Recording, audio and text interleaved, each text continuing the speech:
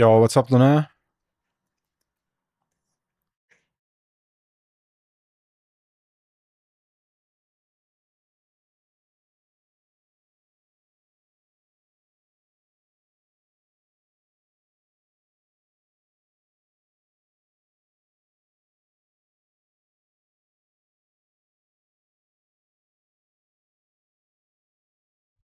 Good evening, sir. Good evening, ma'am.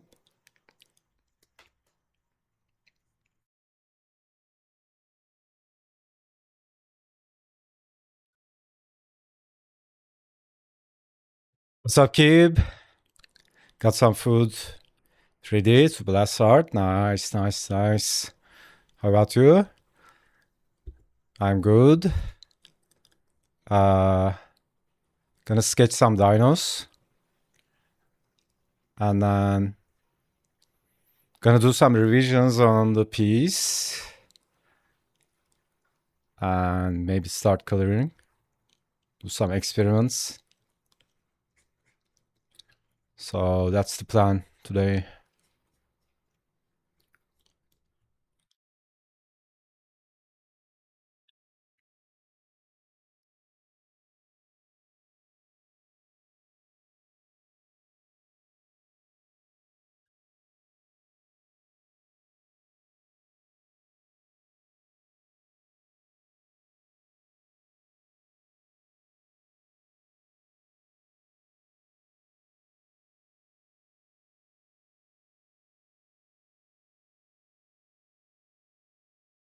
Had to go in and dig through all the old references I used for the piece.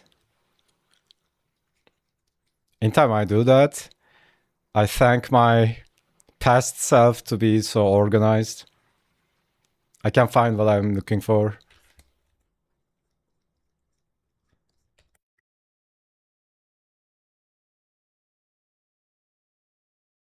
But you know, sometimes you draw something and then maybe it's just a sketch you did for 15 seconds, 15 minutes. And then you didn't even keep the reference, right? And then maybe you want to work on it like 6 months later. And you're like, there's the fucking reference, man.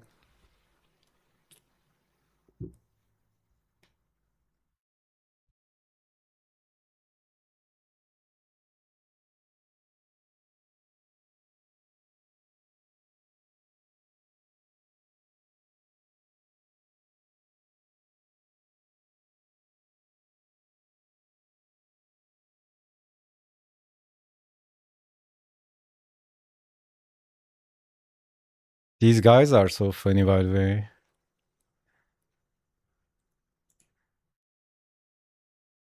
I'm not gonna go crazy on the research, but I think they have teeth like horse teeth because they are eating leaves, right? These long necked dinos. Uh, what was it called? Brachiosaurus. I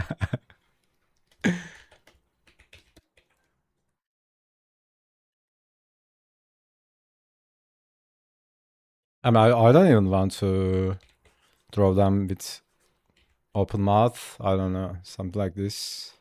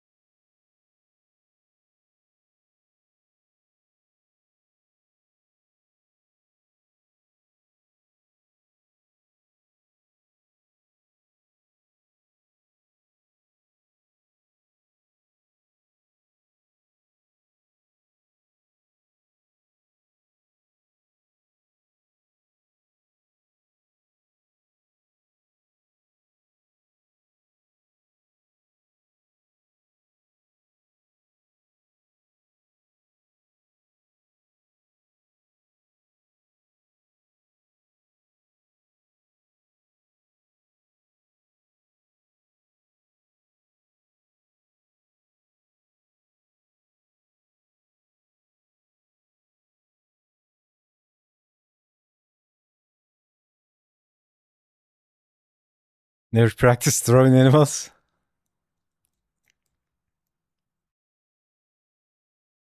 Therefore, realize it's really hard to draw them without proper studies. Yeah, that's kind of obvious. Isn't that the case with everything?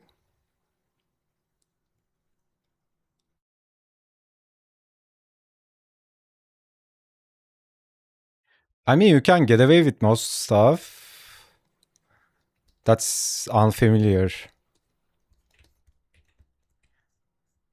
I was actually I was actually recording that section in the course. Like, you know how figure drawing is at the core of artistic education in like literally everywhere in the world, and every time, like all the time, for centuries, right? One of the reasons is like we are really sensitive to our species, right? So especially faces, if you think about it. Even the audience is not artists. Like you can tell when you are looking at the face if something is off, right? And we kind of have this intrinsically, especially babies are amazing in face recognition. And I think there was this research, they were doing research on this topic, like face recognition. Babies are like 100 times better in face recognition, even in animals, right? They can recognize different animal faces, like monkeys, dogs. But usually, I mean, sometimes people can't even recognize their own dogs. I'm sure if they would, uh, they did an experiment, and imagine you have a dog, and then they are putting you in a room with 10 similar dogs, 10 same breeds. I'm sure most people wouldn't recognize their own dog.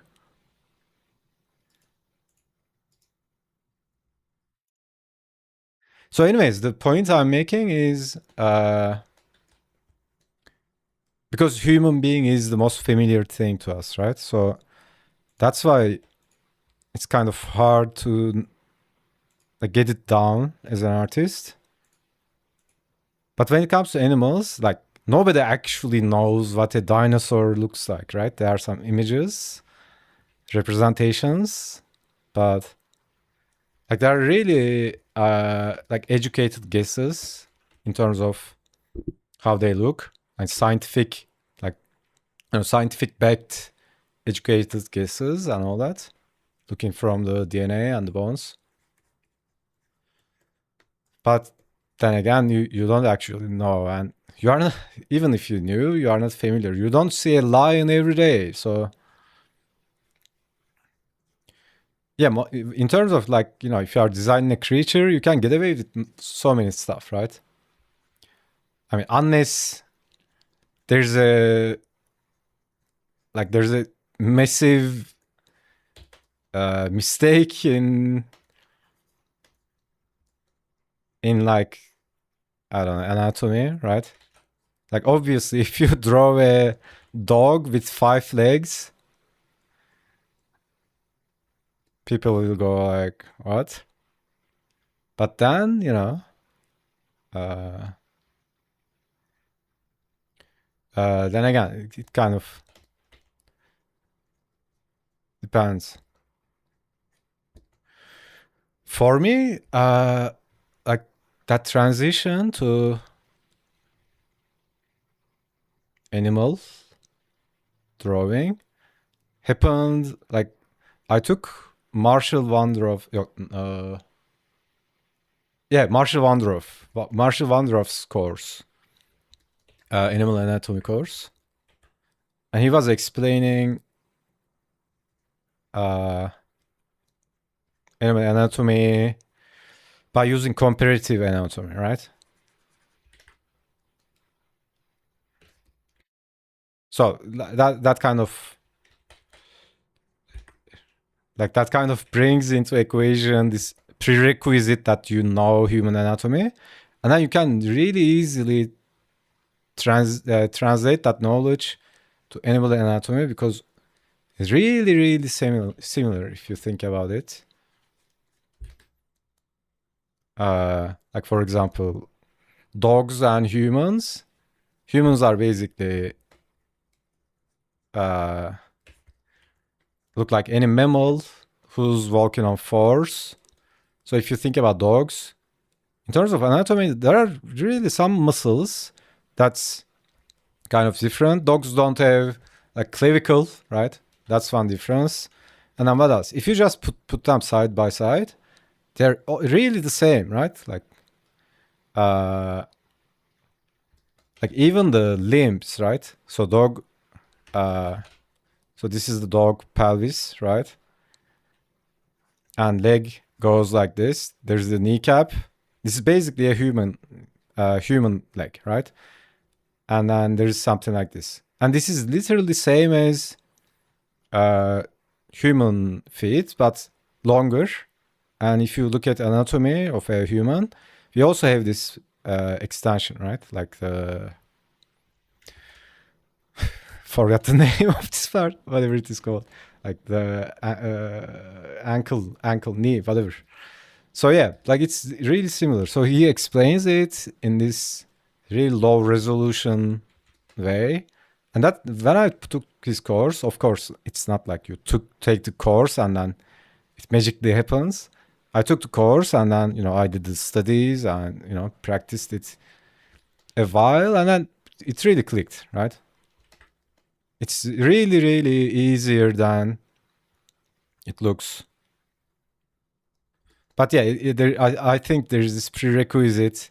It's not a 100% hardcore necessity, but like it's really easy when you understand human anatomy. You can so easily translate that understanding.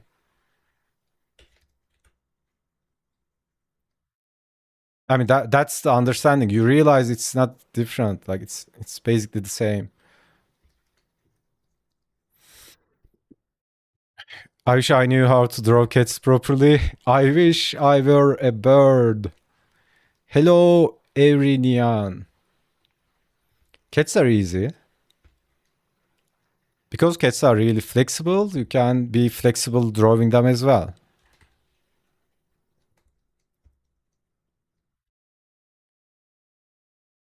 I would be so frustrated if I wouldn't be able to recognize a pet in a room full of pets that are similar. Yeah.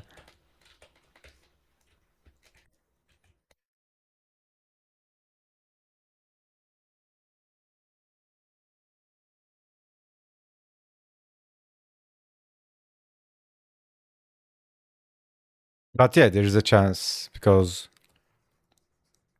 like that doesn't mean you don't love your pet or anything. It's just that our like biology doesn't work like that. But yeah, when you are drawing a human, it's like you move the eye 2 pixels to the left. Now it's an abomination.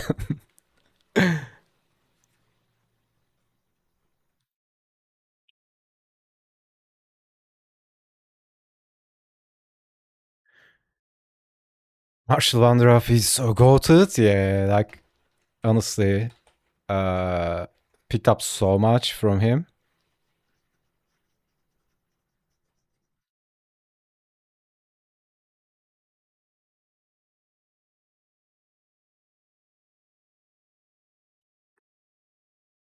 That's how it goes. We stand on the shoulders of the giants.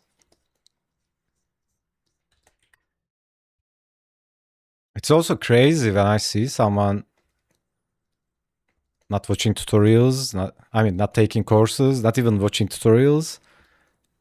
To me, it's kind of insane thinking that you are gonna figure shit out by yourself.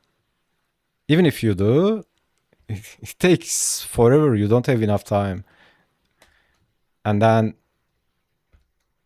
like, I don't know why people do it. The people who does it, But there's 0 point in that. And if you think about it, what was that term?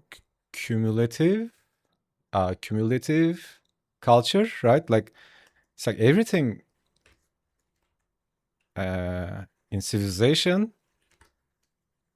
uh, like built on some other guy did something.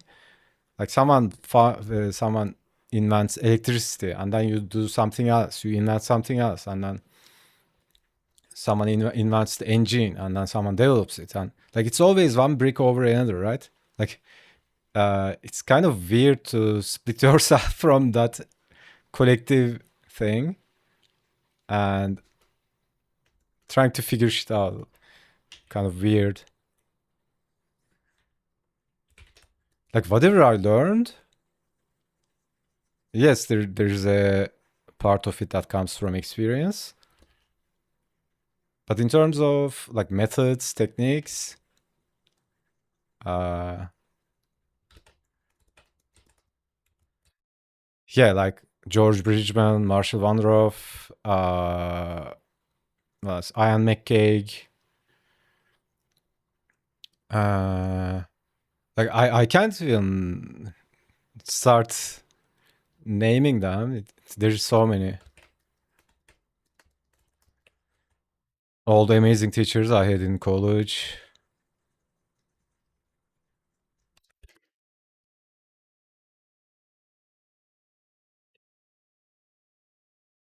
I think that's something important to remember that also I think it's mentally healthy, kind of keeps you humble. Because it eliminates that ego part of it, right? It's like, look at me, I'm an artist. Oh.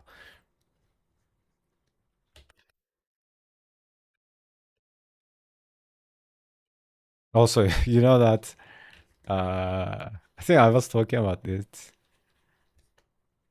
sometime in recently, maybe. I did it myself. The rap songs and all that. It's like, motherfucker, you you live in the jungle, you hunt animals. Like you don't even go to the market and buy something that someone else did. Like, did you just spawn in the world? So there's not a woman that gave birth to you. It's like I don't need imagine. I don't need a mother that to give me birth. I just spawn in the world.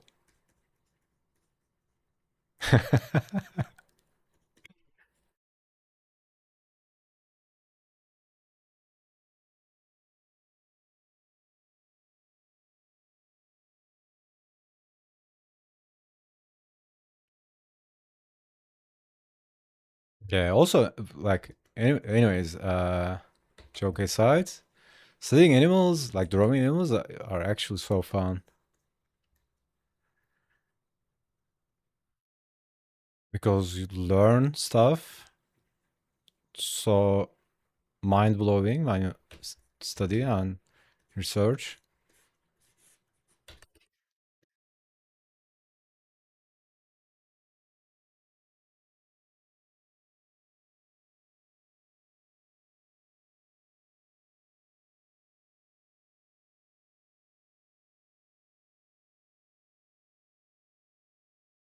By the way, Kib, uh, like, you know how people can draw cats? Like, they do something like this. This turned out better than I expected, but like for a long time I couldn't do that. Like whenever I try to make a cat, maybe yeah, when I try to make the eyes, I don't know, it's kind of hard. But you know those people, like I think everyone has that. Usually it's a girl. I have that girl in high school keeps drawing cats to the sides of the books. Like I don't know, some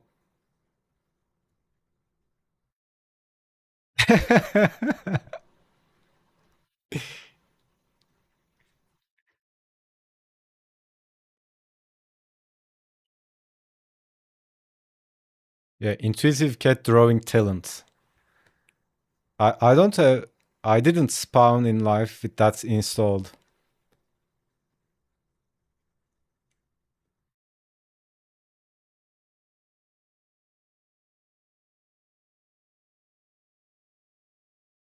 It's like imagine uh,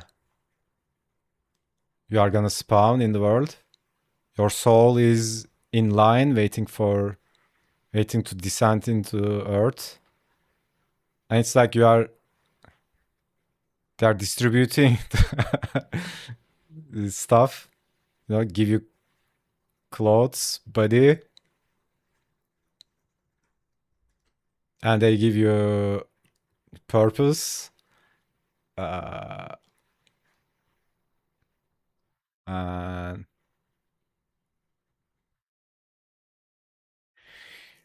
I also didn't. What? What are you pasting? What are you linking? What is this?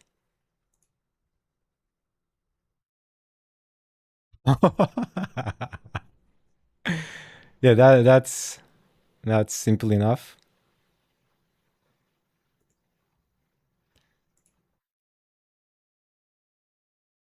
Where is it?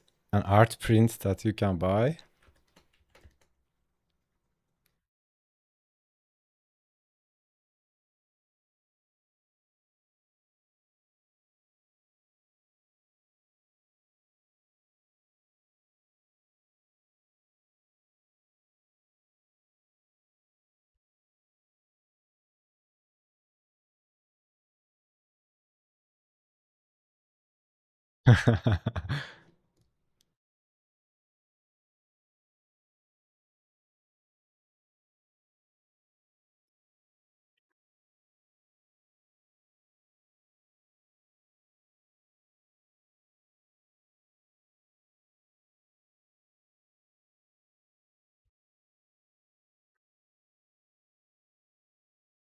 Cats are also so weird. Sometimes I walk past a cat and it's like this guy is like looking. I don't know what they are seeing. It's like they are looking at a different plane of reality.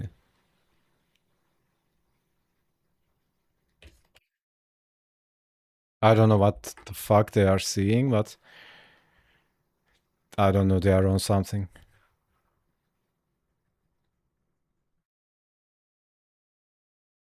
Also, that's a weird idea. I was thinking about. Uh, like think about aliens. Usually, we think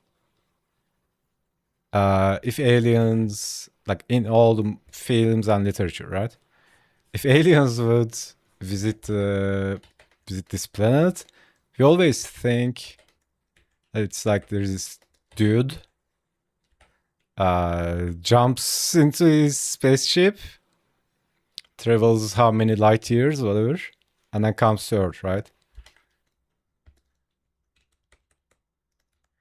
Uh, but I genuinely believe uh,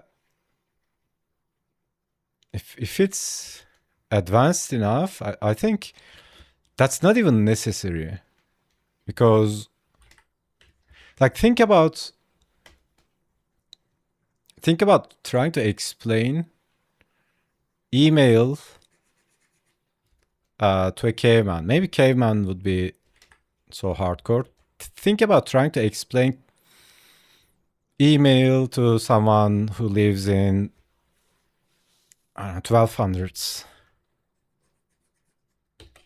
So they would probably go like, okay, so there is someone who's really fucking fast that's running through and delivering mail. It will be really hard to explain, right? So in the same way, I think uh,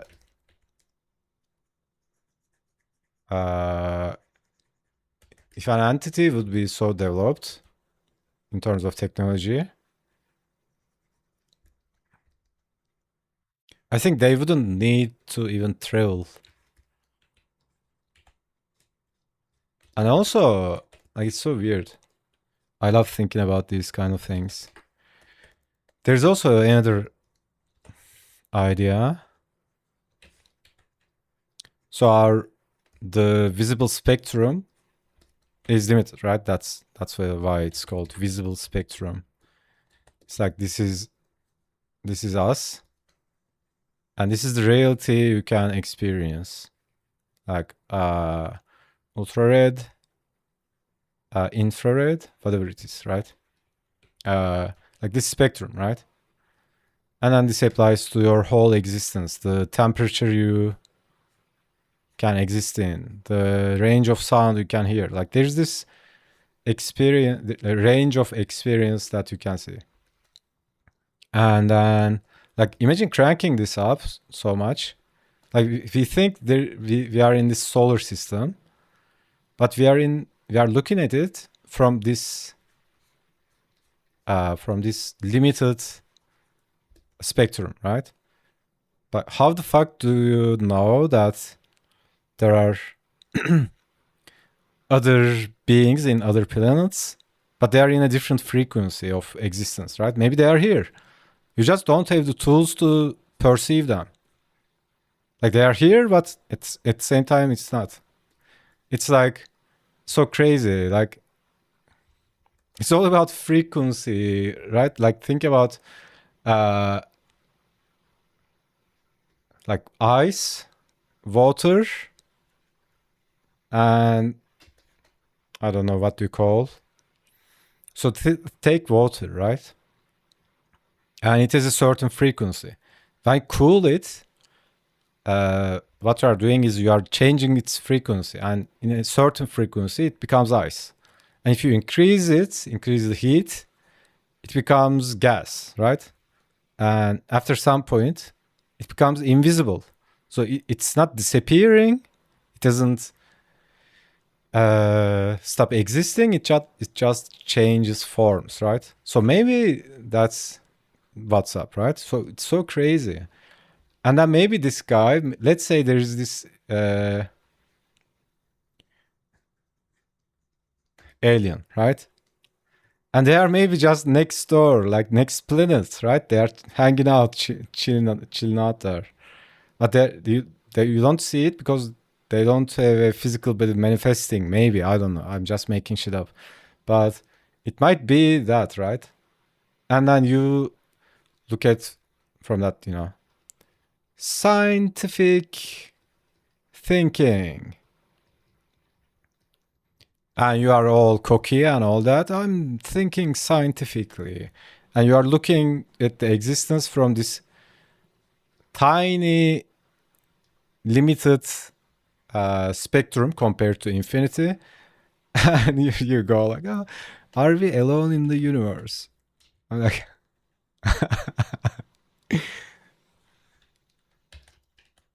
so it's crazy. Like, I was thinking about it because this is a really nice material for a story, right? I was also watching that TV series called Invasion.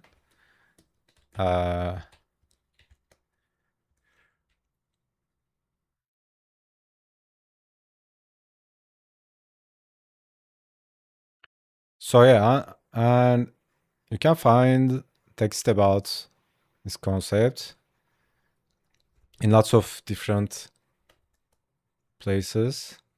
So amazing. Need more dimensions?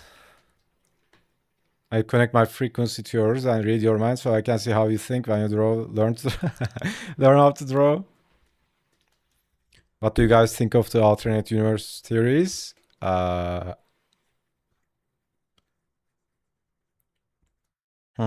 So I'm just thinking about how can I simplify it enough so I don't talk about it all night.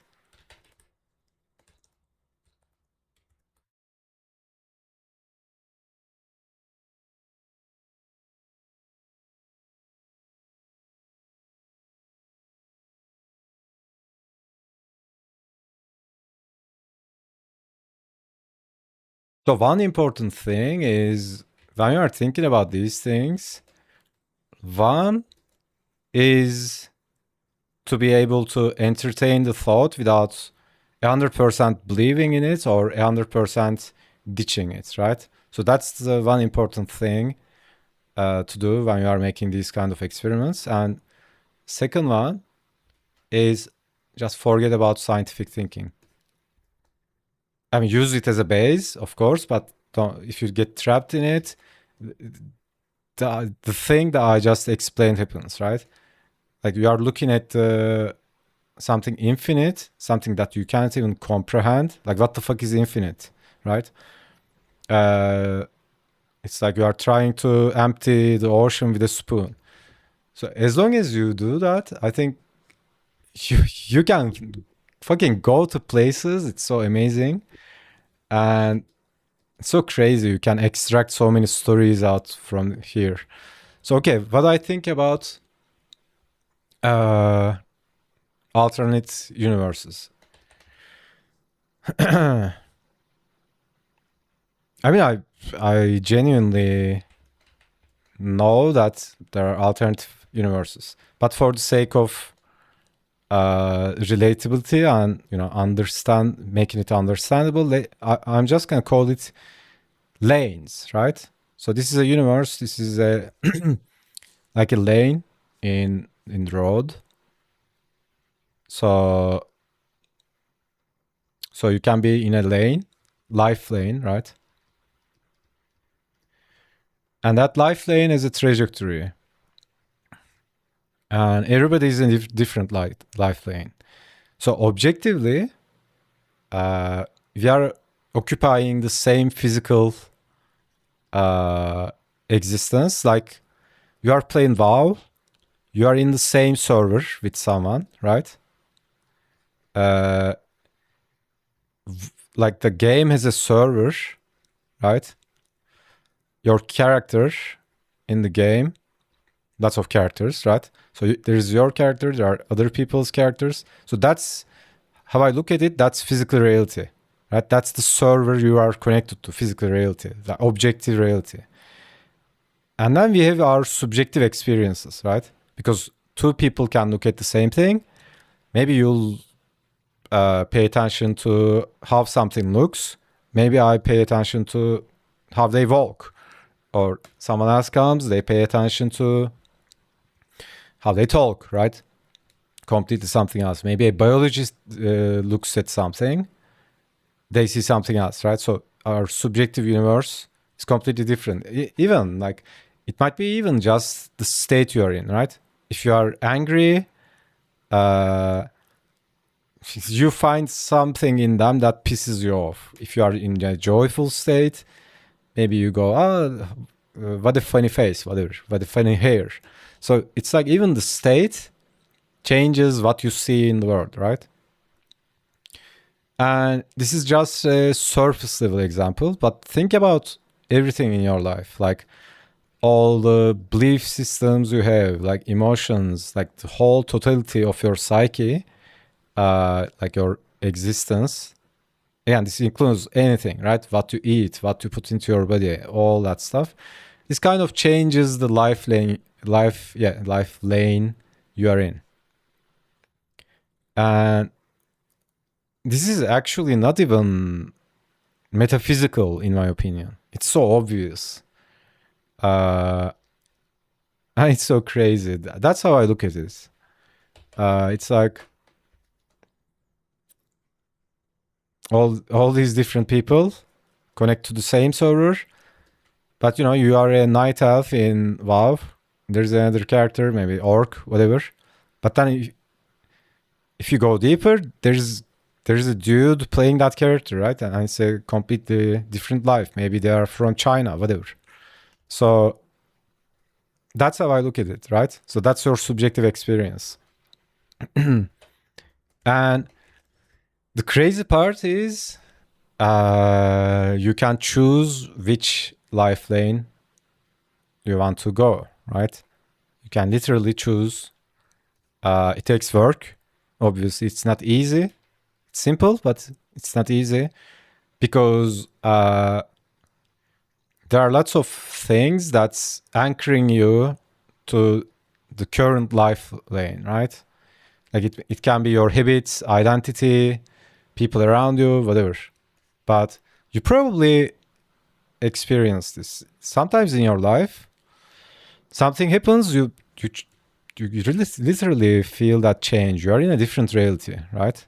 Like this can be really immediate as well. Like you work out.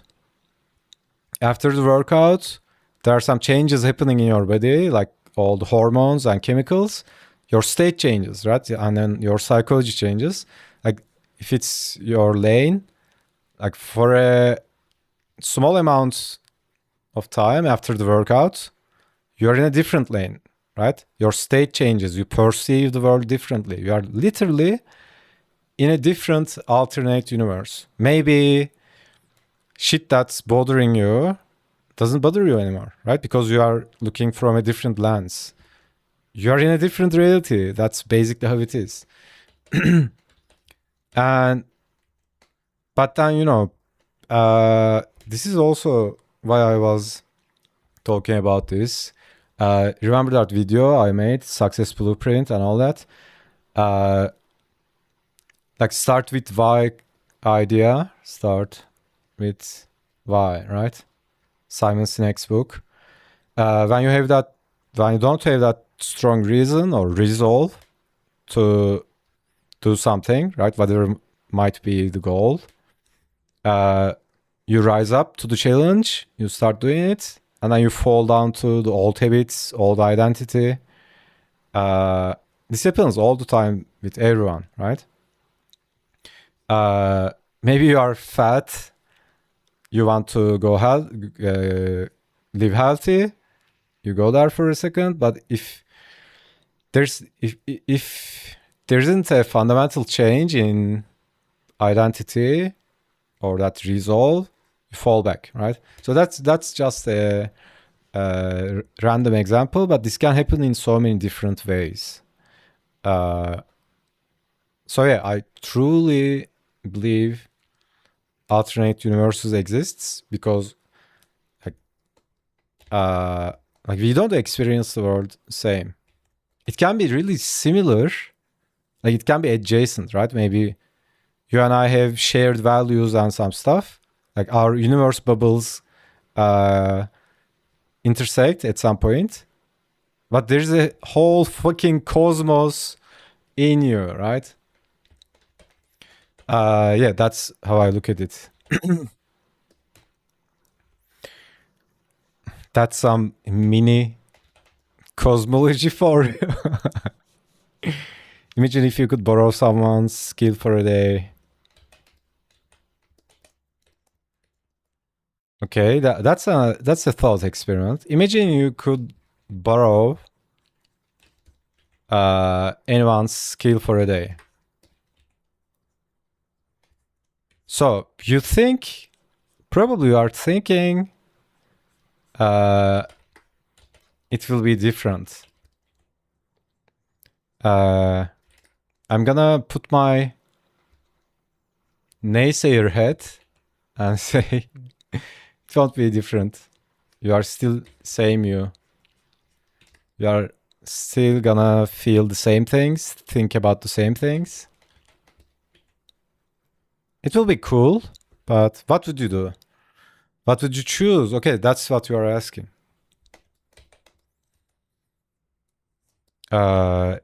Is this does it have to be real or fictional?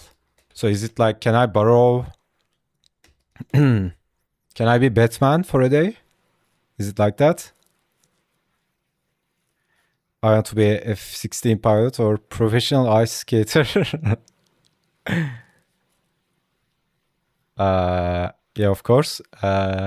Even though I don't like Superman. I think that's the most. That's the guy with the most skills. It's like shooting lasers, flying. What else do you want? And hear everything in the world. What else? Be invincible, like bulletproof. It's really crazy. I mean, I would like to be Wolverine, but since it's one day, it won't be that useful. The tricks those people do in the air.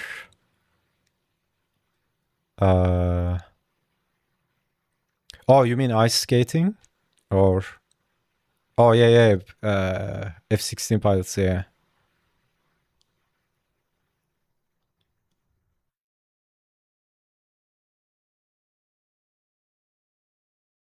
Yeah, that would be insane.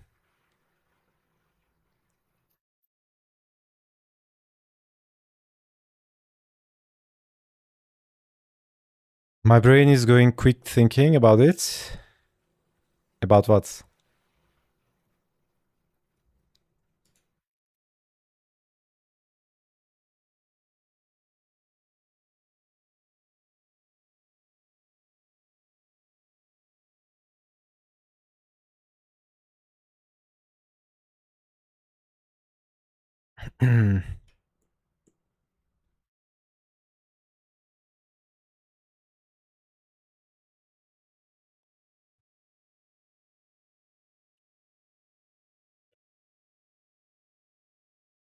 Yeah. Also, like the thing we were talking about, like making thought experiments, mentally going into places. Like it's like we are mentally going somewhere, right? We are thinking about these kind of things.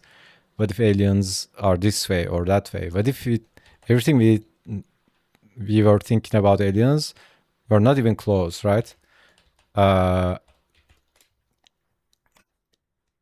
like this is not to be underestimated, especially for us artists and creators, right? Because like if you think about it, science fiction kind of inspires scientific studies and discoveries, right? Like think about Elon Musk, right?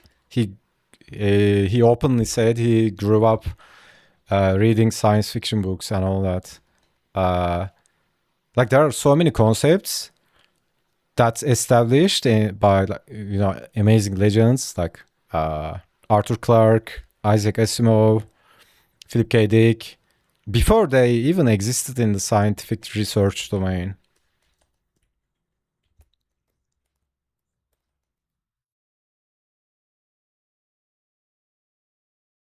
Like, if you're an artist, like a creator, uh, like actually, it's not a fucking. You're not a fucking. How to put it? Like sometimes there's this conception like you can use it to take the pressure off yourself, right? Like don't take it too serious. We are just making pictures. I mean, yeah, but it can also be something crazy or lead to somewhere crazy. So like you say it's science fiction, it's just a story, but then someone reads the thing and that kid grows up and fucking goes to Mars.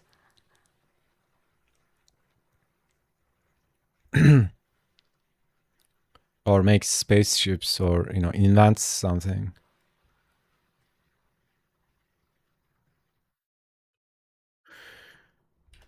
About alternate universes, yeah, like it's so crazy. To me, honestly, I've experienced so many things in relation to that. To me, it's not even something metaphysical, something that's happening in front of me every day. And there are really amazing techniques that you can use to really mess with it. The thing is, usually people who are locked in the physical part of reality, usually when they hear about stuff like this, you know, you can change the universe you are in, the reality you're in. The first thing they think is like, how can I make coins? How can I make, or, you know, they learn about law of attraction or manifestation, stuff like that. They immediately go, how can I make paper? How can I be famous? Stuff like that. But then when you start practicing it, it becomes so fucking normal. And then you realize those things, they're not even that valuable as you think. It's so crazy. There's nothing wrong with earthly stuff. But there are so much more valuable things. It's so crazy. Like, would you exchange being Wolverine for an amount of money? Like, is it like, do you want to have the abilities of Wolverine or whatever your favorite superhero is? Or do you want $1 trillion billion, whatever it is? Or do you want all the money in the world?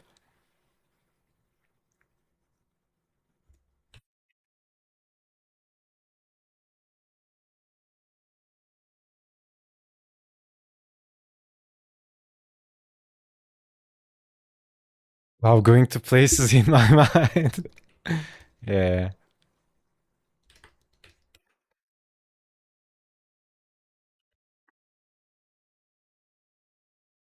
And that's a gift, right? You have this instrument, the mind, and it's fucking crazy. Like, it's crazy what you can do with it. But if you look at most people,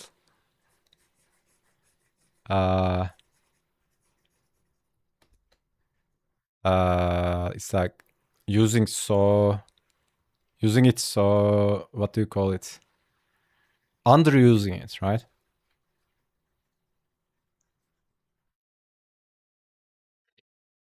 Be the hero, of course.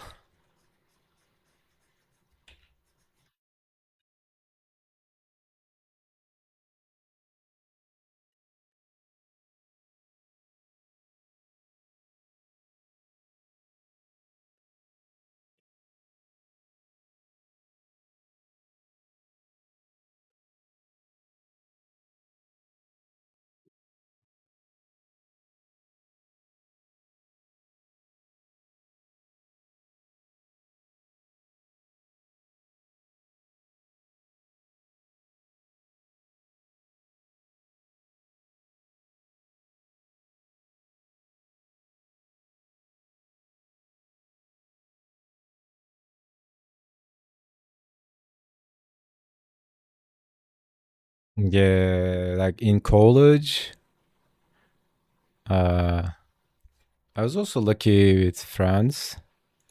I had friends who we who you could just sit down and talk about shit like this. And it's not just talking, like someone would say something, someone would build on top of it. Like everyone's adding to the vibe, right? And we would end up like thinking about shit so weird at the end of the night.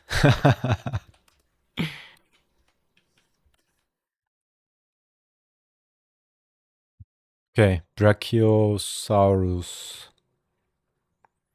Dinosaur!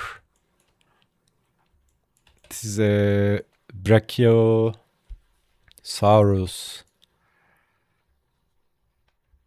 Dude, it's so cute, man. Imagine this guy. Like, these are not. This is not joke, man. These are like really, really tall. Like, I can't find the Like there is a chart, but it's really low resolution. I can't find it. Like imagine this being this big, and then you are just this chill dude eating leaves. I never seen a giraffe in real life. I think me too. Yeah, like biggest thing I saw was elephants in the zoo. Oh my god, elephants are so cute. Yabba dabba doo dinosaurs, yeah.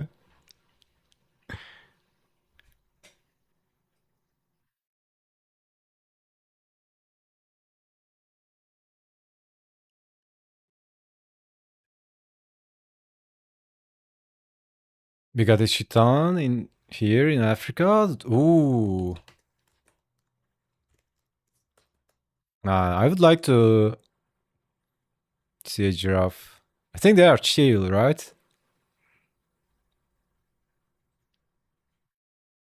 I met an Uber who said he eats elephants. What?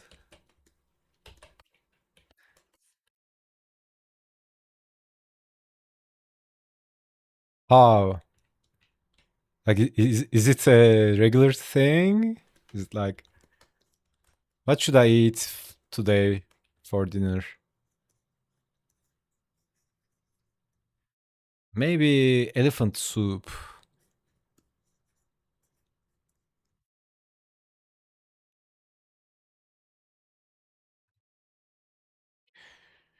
They can smack you or kick if felt threatened. Yeah, I can imagine.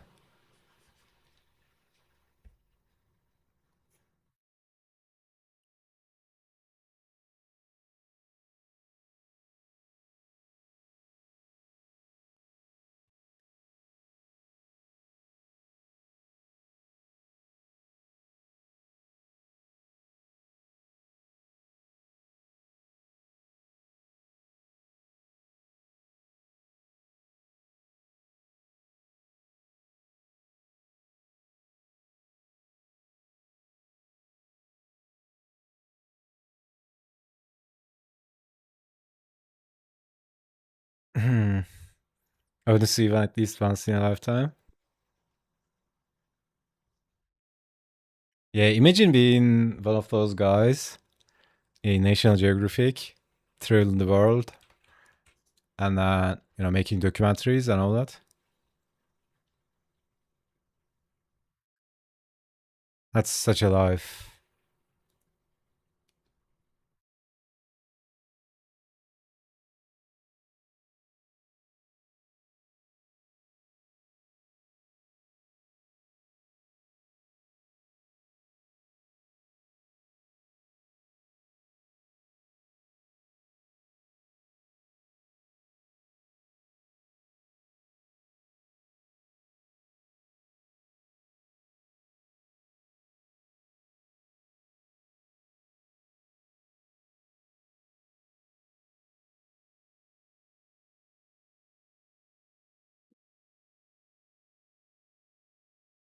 Oh my god. I forgot to drink water today, so I'm kind of doubling down on that, constantly stopping and catching up with the hydration. It's so weird. Uh, it's probably specific to my biology. I really understand if I'm dehydrated, if I feel depressed. That doesn't mean every time I'm depressed, I'm dehydrated, but sometimes I feel suddenly I start feeling sad, right? I'm like, what the fuck is going on? And then I make a quick audit, and then I figure out, holy shit, I wasn't drinking water for the last 6 hours. Or sometimes my brain is just not fucking working. That's a good sign. I literally become stupid if I don't drink water. Maybe a kangaroo. Dude, kangaroos actually intimidate me. Because they kicked like a crazy motherfucker.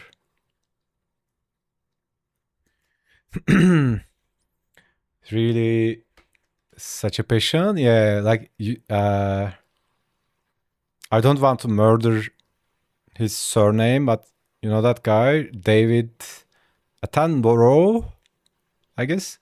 Like the GOAT documentary narrator. Oh my god, that guy is how many years old? Still blasting documentaries, man. It's so crazy. I don't know if he's still alive. But I've seen a documentary. Uh it was really new, right? That's some life.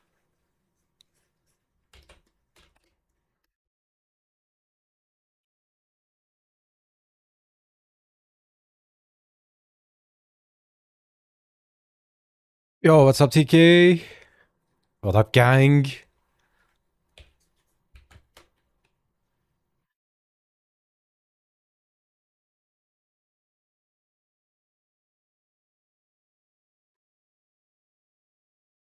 The narrator, right? Yeah, yeah, yeah. No clue what his name is. Voice is iconic. Yeah. Like, there's no way you don't know his voice. You probably heard it somewhere, you know, random show on TV somewhere.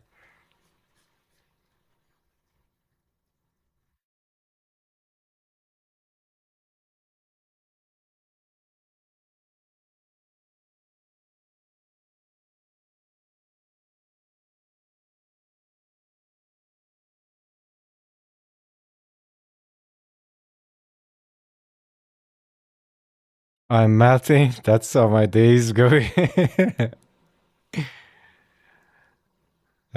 Fortunately, I'm really happy with the weather this summer. I remember last summer I had to put what do you call, like, the ventilator. I don't have air conditioning because it's usually not that hot. But I couldn't sit without something to cool the heat off. This summer it's really exact sweet spot. Oh my god, summer nights I love so much walking. It's like perfect weather. You just go out, nobody's around. You just walk.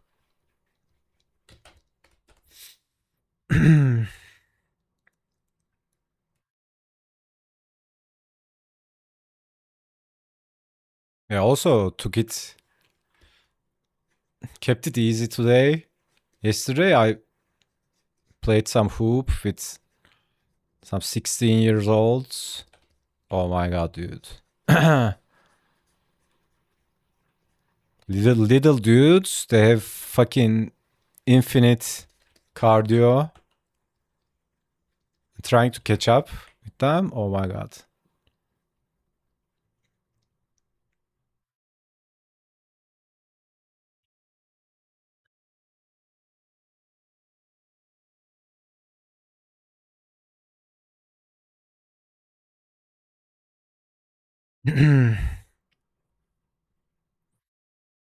I was without AC.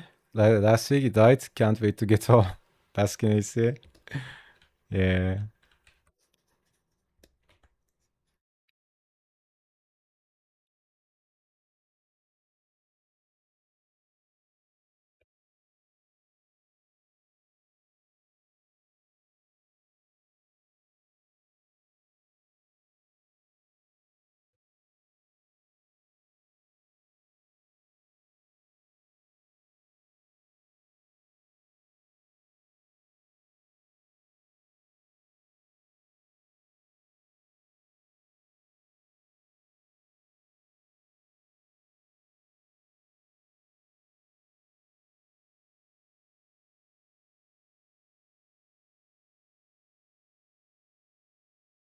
Hmm. I never forget how hot this summer was. Kind of unreal. Or it's been real bad in out of Europe. Grateful the nights are cold. Yeah. Summer nights, man.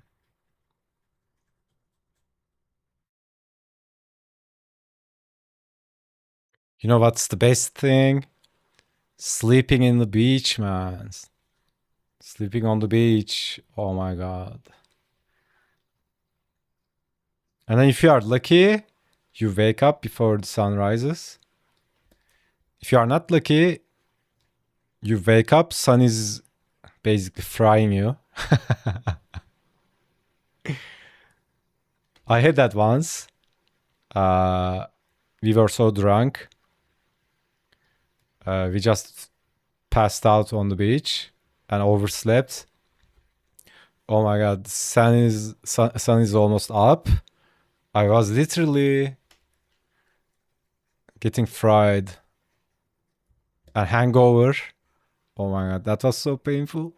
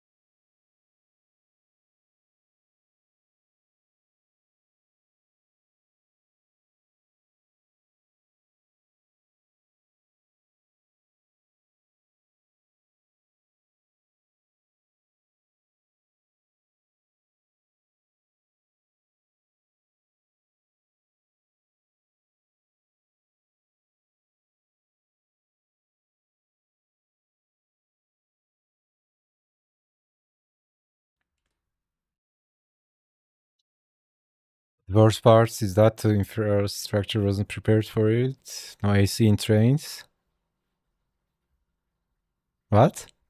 No AC in trains? What?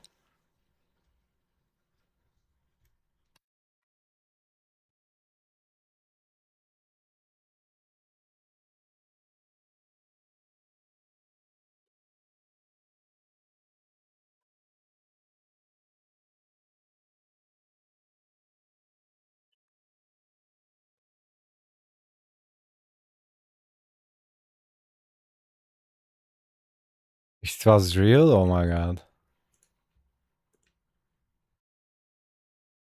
I mean, there should be at least, what do you call it? Not necessarily air conditioning in as in like making it hotter or colder, but making the air circulate because people will just suffocate. What the fuck is that?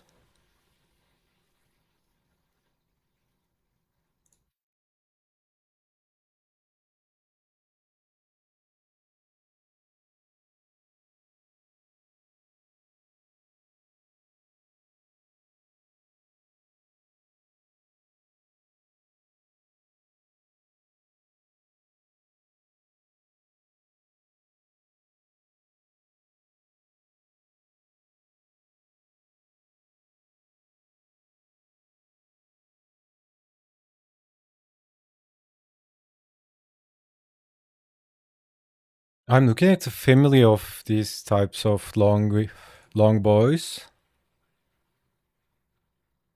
and there's not much difference. Their skull is pretty much the same, almost exactly the same. It's just some have longer neck, thinner, maybe some deep anatomical differences, but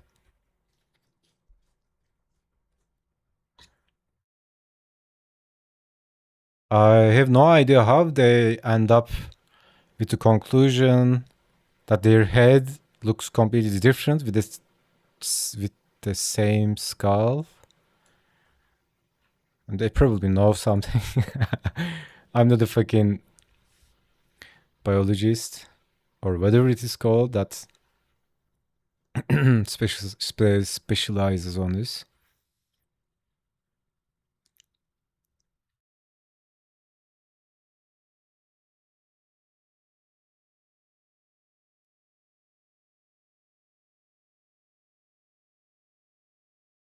Okay, I guess that's good enough. Now to make my PC suffocate. Let's open this up.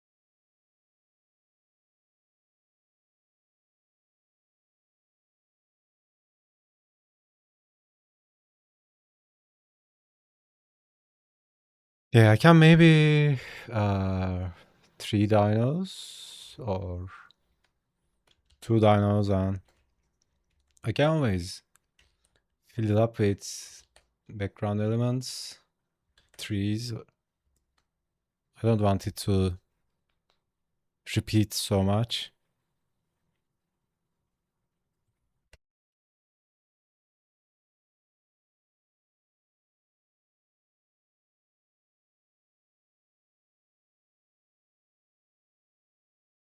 Maybe I can even just use these.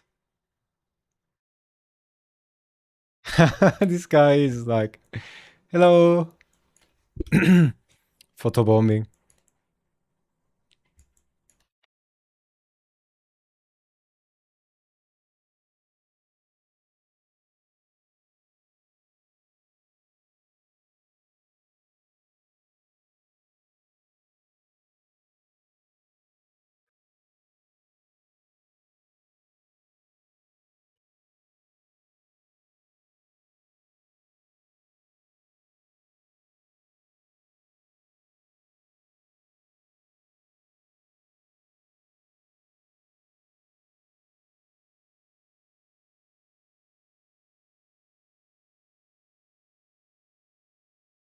Yeah, maybe this might actually work.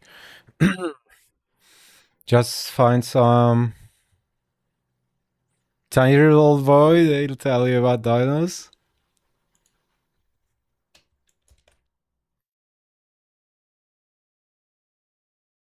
Isn't that sound like generic face for all boys growing up? Yeah, it was like that in 90s. I don't know if it's the case anymore. But like, or any boy that's exposed to Jurassic Park.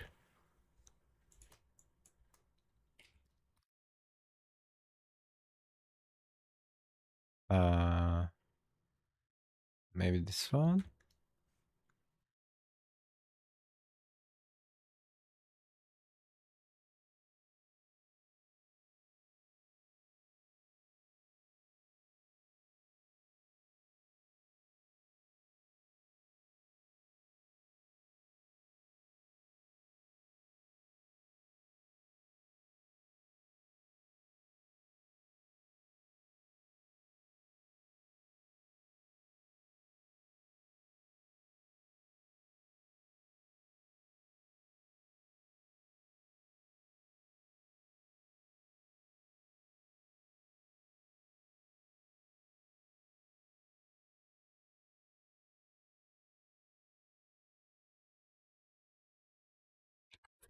My best mate's boy was super into trains. It is, yeah.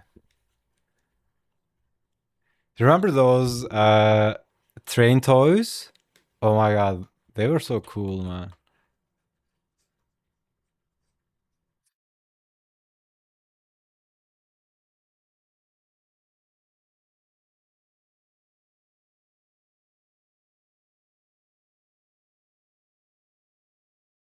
Maybe I can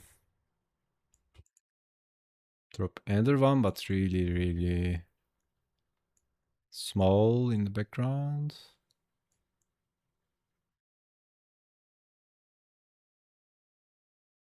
Uh,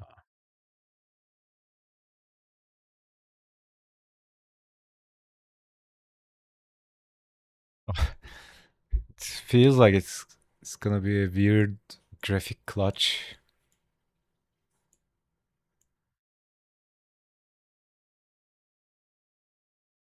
Okay, let's just keep it there.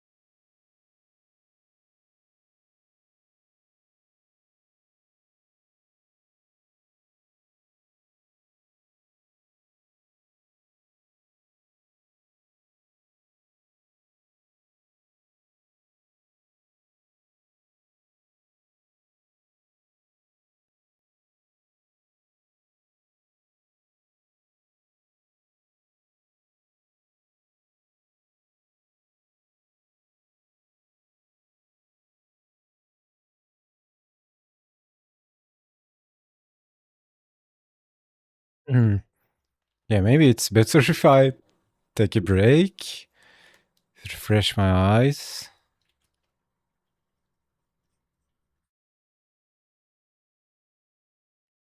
Okay, this was the one thing I wanted to do.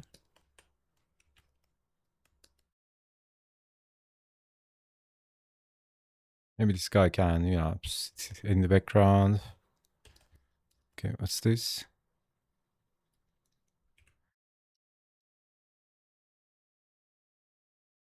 And another one.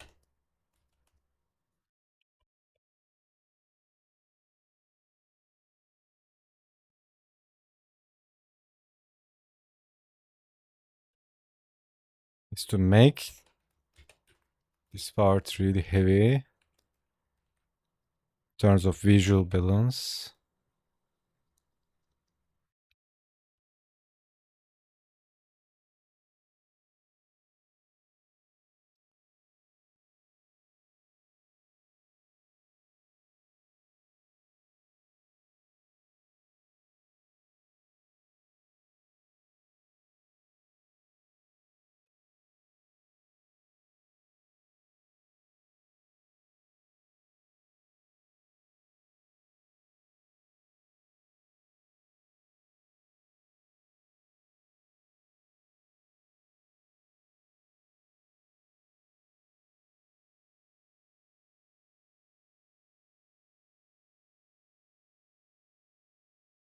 Yeah, this works so much better.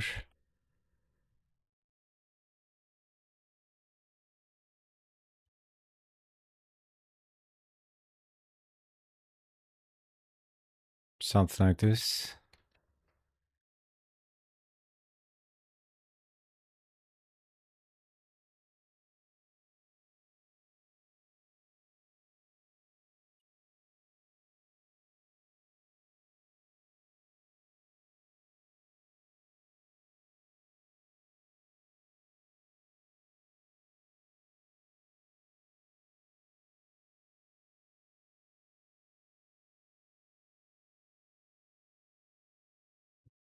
I like Japan's super fast trains. Yeah. I remember watching a documentary about uh, Japanese trains that was moving with magnets, right? It's not even touching the rails. It's there with the magnets. It's kind of balancing the train between two magnets. Oh my god, that was crazy. Or China's, not sure which. Probably Japan. Japan is doing crazy stuff like that.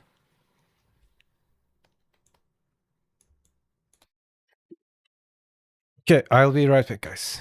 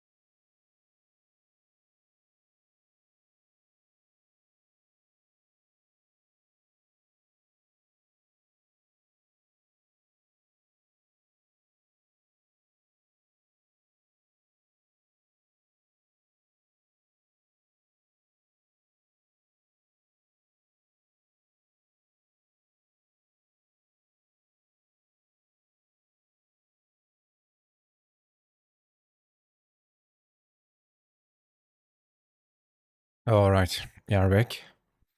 Oh, hi, Adam.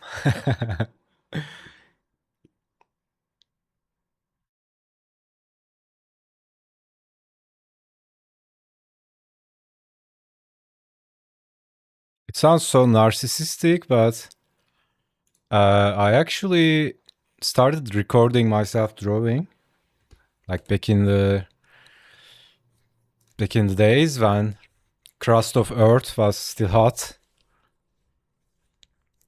Uh, but not to watch myself and do some mental masturbation, but uh, my initial intention was to see myself draw, so uh, I could realize I could realize if there's any bad habits I developed. And that's actually something I picked up from a podcast. I think I was listening to some artist talking about you can develop some habits. Maybe you have a way of drawing lines uh, that's actually making the drawing worse, and it's a habit, right? It's something you need to unlearn. So stuff like that. He was talking about stuff like that, and I was like, yeah, maybe I can record myself. I didn't know about OBS though back then. I there was this application on Mac, ScreenFlow, I think it was called. Uh, I bought a screen recording app. I didn't know there was this free app called OBS. Ironically, OBS is pretty much the best.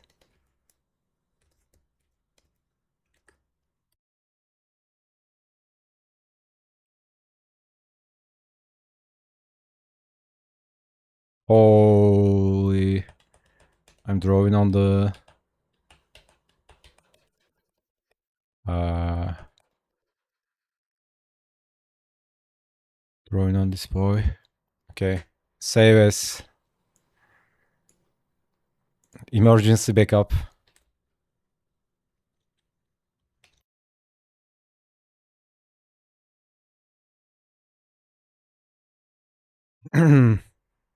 This kid is wild.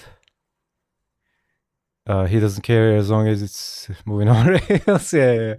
It's considers it the coolest thing ever. Yeah, yeah. I really liked trains. Somehow I liked. Okay, is this clean? Anyways, if it's not, I can just pull it from another backup.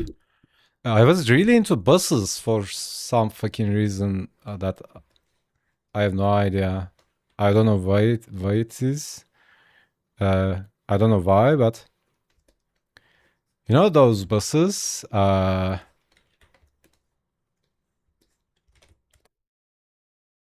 the I don't even know the English word for it. So this is a normal bus, right? And then there are buses like this. So there's this thing, right? Dude, this was so fascinating to me as a kid. I don't know why. I was fucking obsessed with this. So, and my mother knew this, right? Anytime she would go to the market or, you know, mall, whatever, uh, she would pick up these boxes, right? Or she wouldn't throw away the boxes of things they bought, right? And I would make these, right? I would make these boxes into these buses. I would play with them. Oh my god! You know how this like a what's it called? That instrument,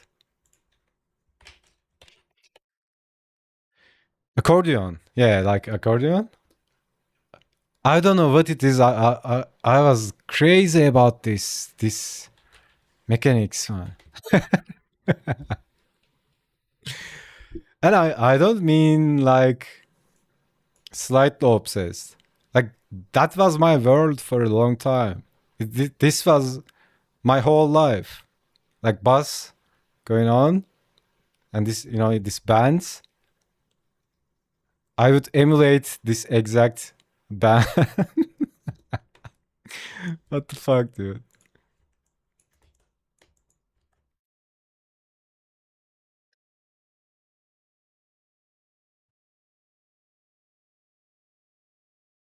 I heard you like buses, so we gave our bus a bus.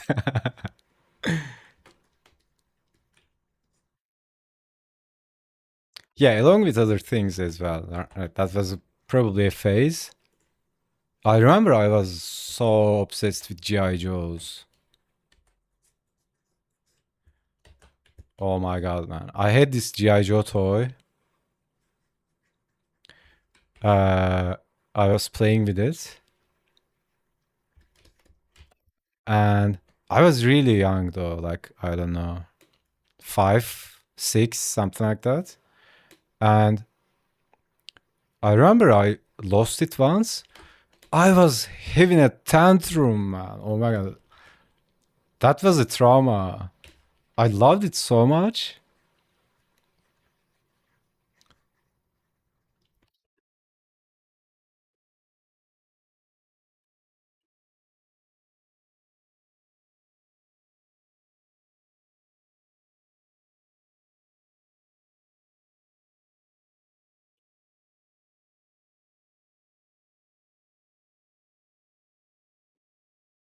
I'm so disappointed with the GI Joe live action films, though. Like there is so much potential in that franchise. Could be some amazing films, you know. Like just let Michael Bay direct it and hire Jason Statham. Uh, what else? Rock. Like just hire the goats. Make some amazing films, right?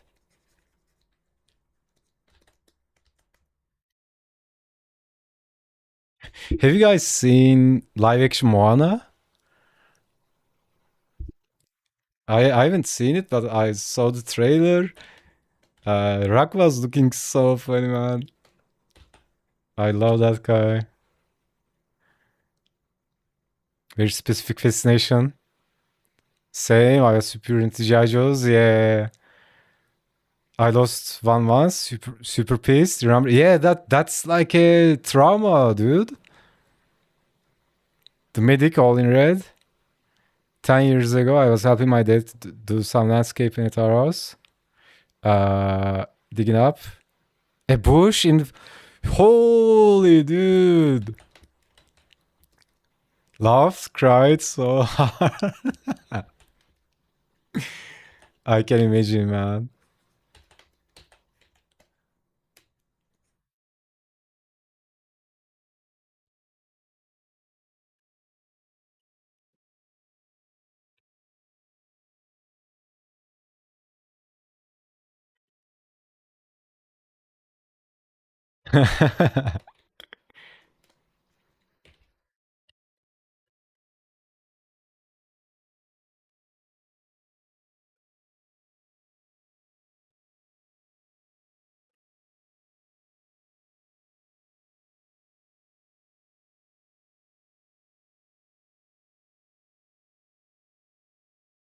I realized I was looking at the reference like 500 pixels zoomed in. I'm like, are you trying to torture yourself? Zoom the fuck in.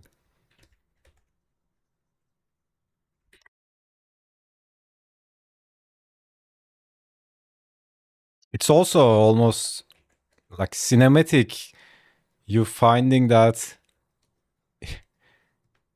in the bush, dude. It's been there forever.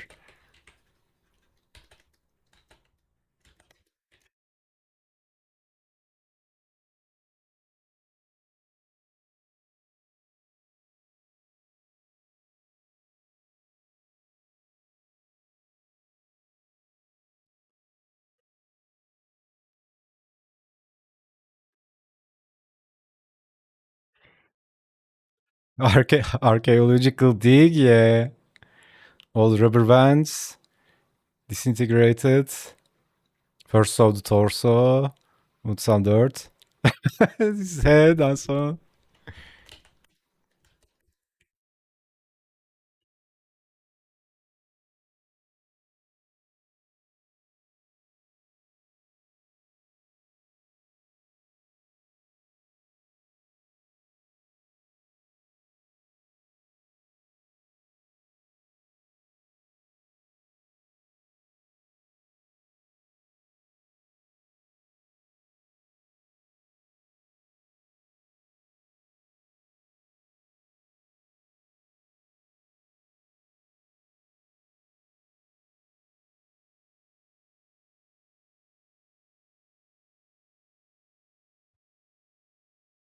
It's so disorienting to make revisions on this complicated black and white.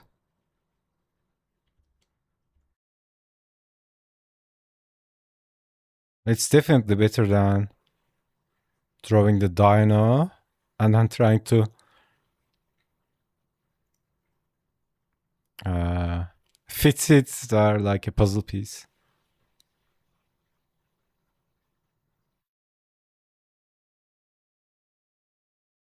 This is more intentional.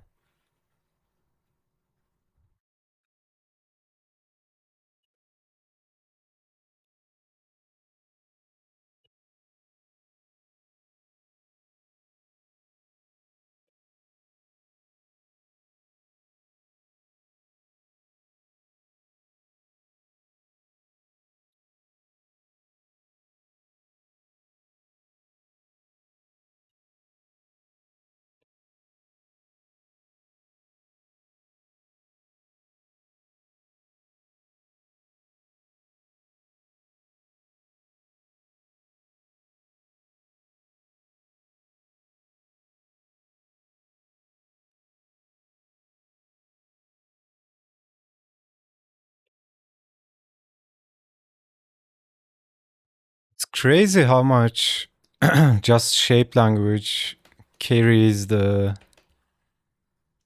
drawing or painting. I love that.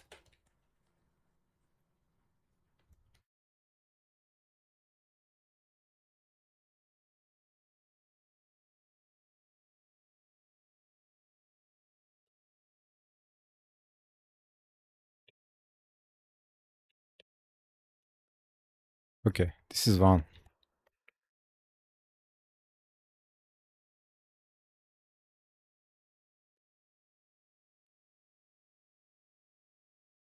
Oh, hold up. Did I paint it over? Okay. Okay, whatever.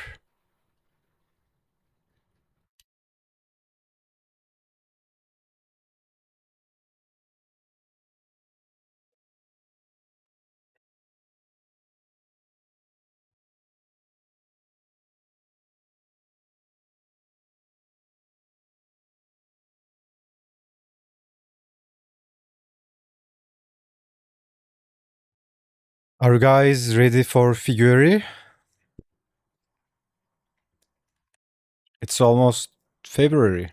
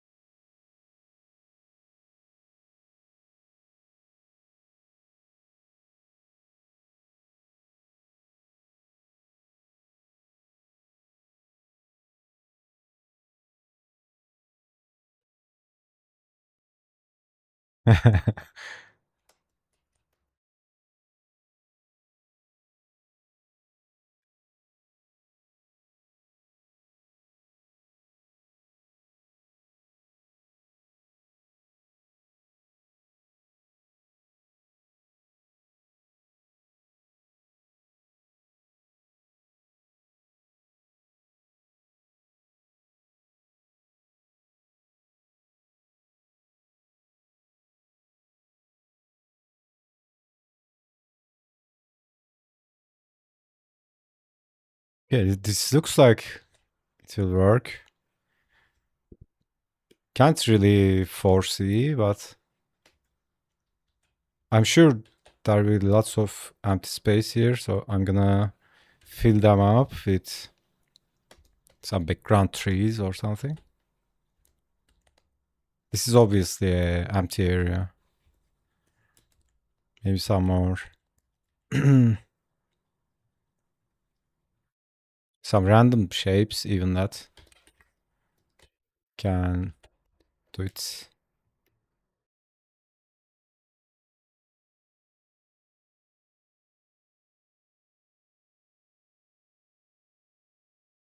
Okay, so let's get it now.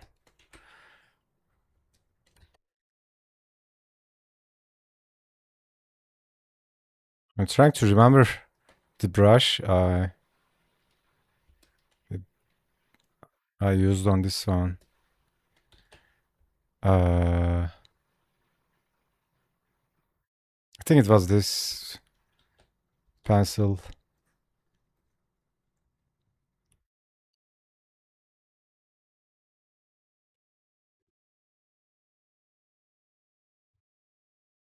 Yeah, honestly, I'm keeping this to play with it later. Maybe I can just put this over. Uh,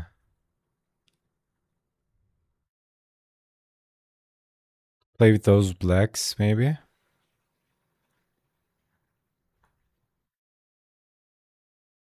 Give some vintage effect. I don't know. Let's not jump 70 hours forward.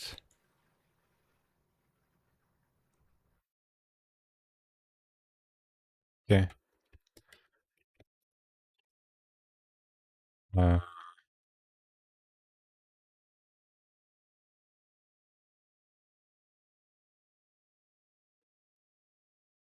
I'm gonna use the same, I follow the same process. Do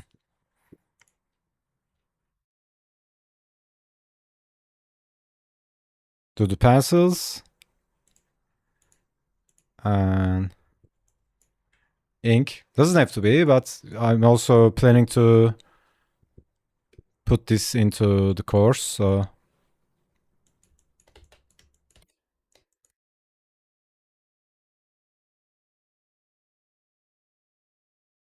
you meant it wasn't nice Sharpie? No, Sharpie wasn't born back then.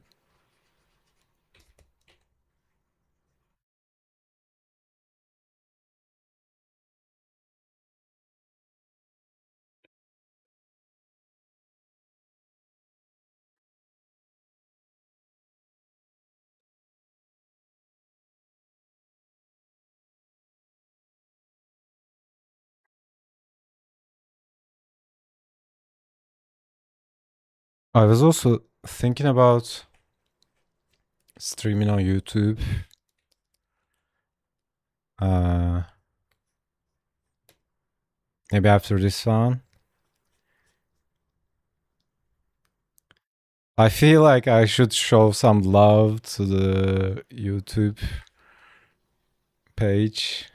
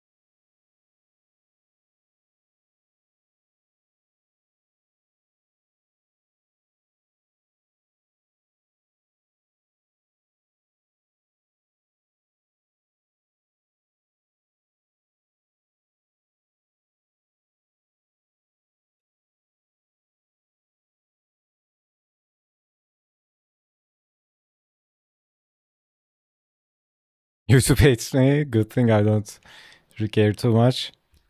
I think it's more like it doesn't care.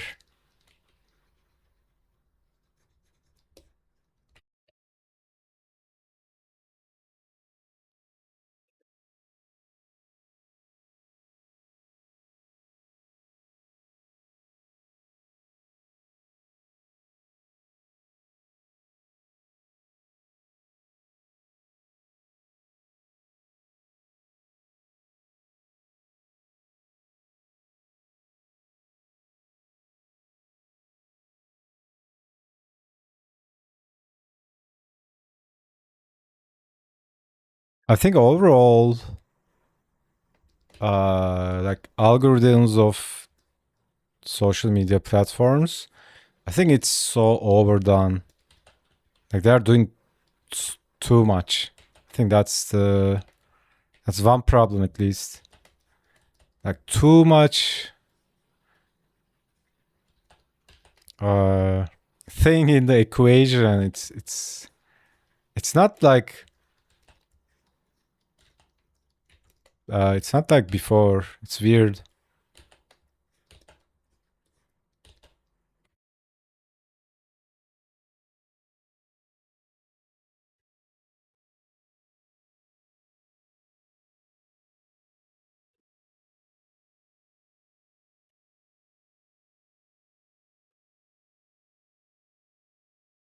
I was considering streaming more. I'm just I don't enjoy it. I mean, yeah, like in my opinion, like do it if you only really enjoy it, or uh, like at the end, it's not the streaming the thing, right? That's kind of secondary.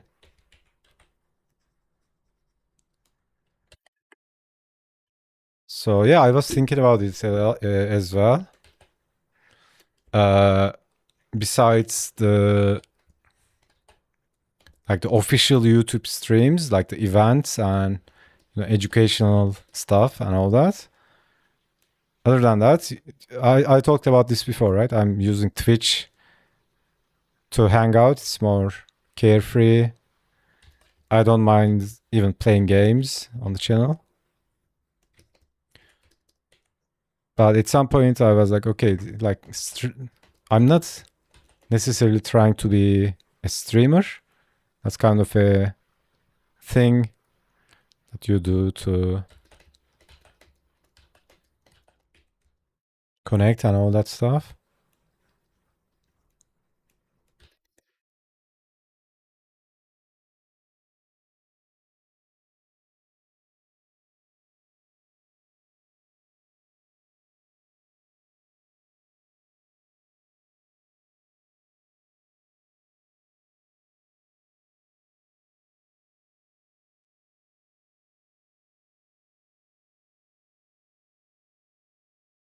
But yeah, like even though YouTube isn't a originally streaming service or streaming platform, ironically, uh,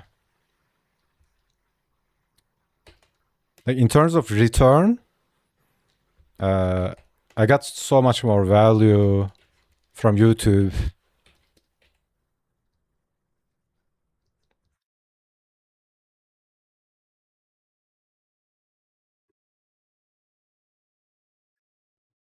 And like I don't have too much knowledge to make a statement, but this is just my perception. Twitch seems like doesn't have that uh, discoverability that YouTube has.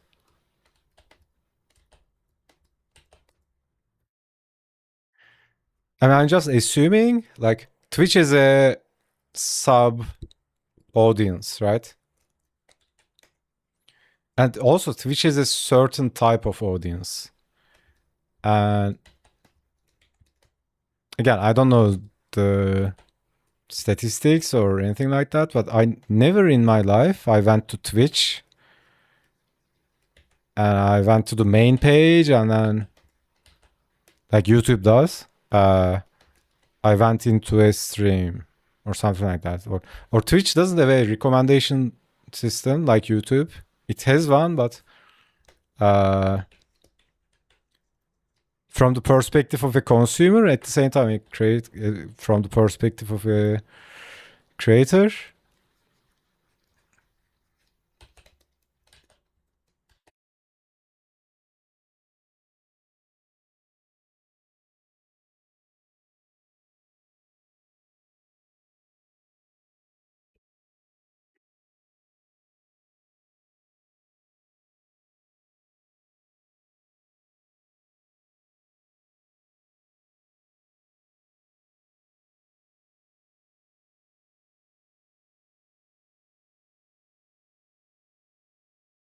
Yeah, the also biggest reason I'm not streaming on YouTube all the time is music, right? The fact that YouTube just like shuts down your stream during the stream if you have a copyrighted song. Not like any copyrighted, but some songs, as soon as you play it, it just kills the stream.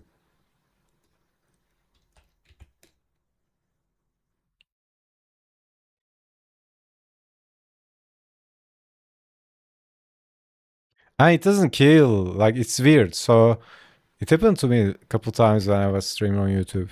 And I'm thinking like, you know those playlists, like no copyright playlists, NCS and all that? I'm thinking there, sitting there, thinking I'm playing a no copyright playlist. And then YouTube kills the stream, but stream is kind of like from the on the dashboard, stream is still going on. But there is this prompt, you should remove this song or whatever. It says something. This song is copyrighted. You should get permission from the creator. Something like that. Says something like that, right? But stream isn't on. But technically it's on. So I'm like, okay, what do you want me to do? And the only option is to just, shut down shut down the stream and start again.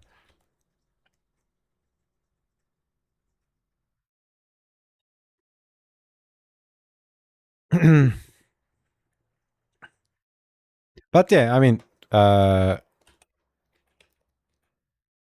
overall, I think it's real nice. One thing it does is it definitely makes you more focused.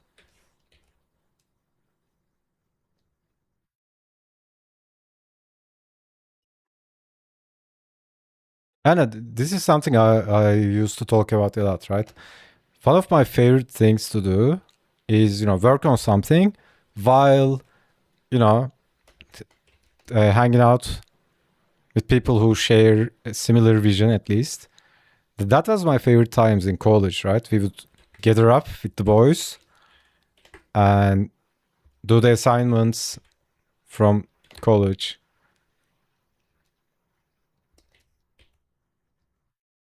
I used to do that a lot. Like, I would call a friend and just talk on the phone while working on something.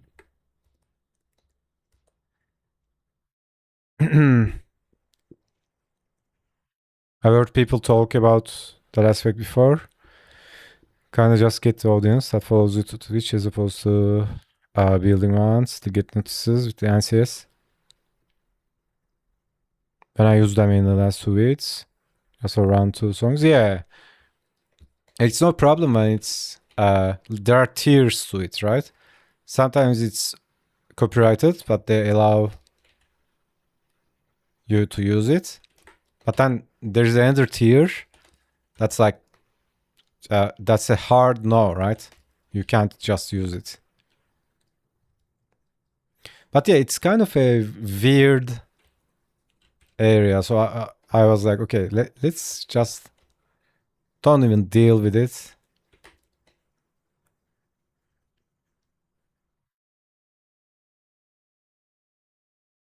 But yeah, best thing you could do in YouTube is game soundtracks. Nobody gives a shit because like uh, if they block them, then basically you are killing all the gameplay videos of the game. So usually companies don't do that.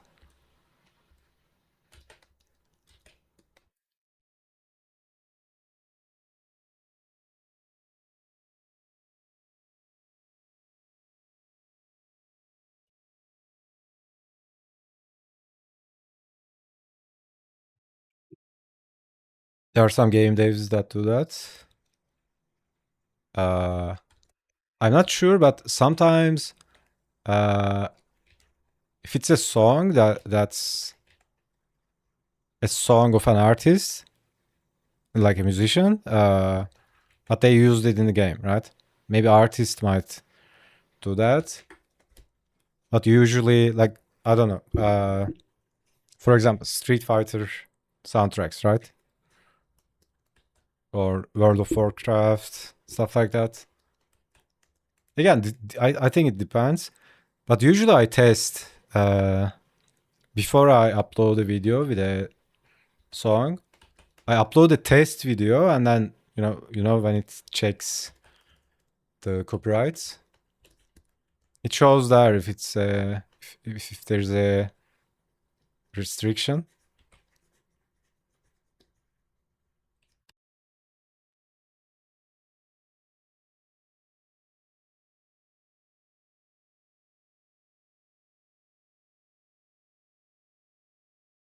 There's settings in some games that have stream on.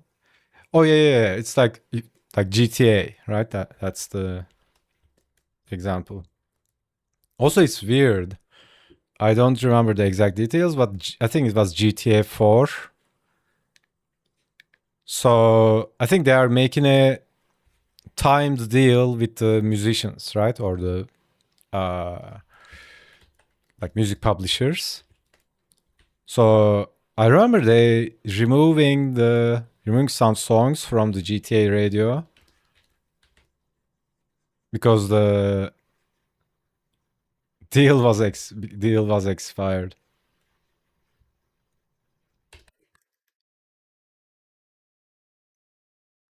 And yeah, that makes complete sense. Like if if there's a Michael Jackson song in a game and then you play it, obviously.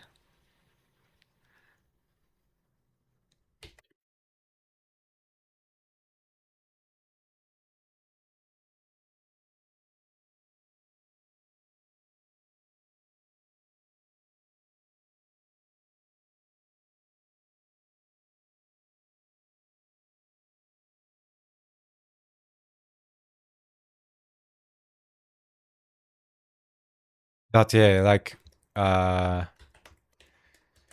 like it would be so amazing if YouTube has that feature Twitch has, you can split the channels. And so for example, you can hear the music now, but when you watch the VOD, the music isn't there, right? So you can set up Twitch VOD channels, and you can set it up to only a specific channel in OBS. So uh, Twitch takes only my mic, and there's another channel called chat. So when we are hanging out, your voice also goes into the VOD, but it doesn't take the music, right? And then after the stream, I'm just clicking export in Twitch, so it automatically exports to YouTube. That's really easy mode.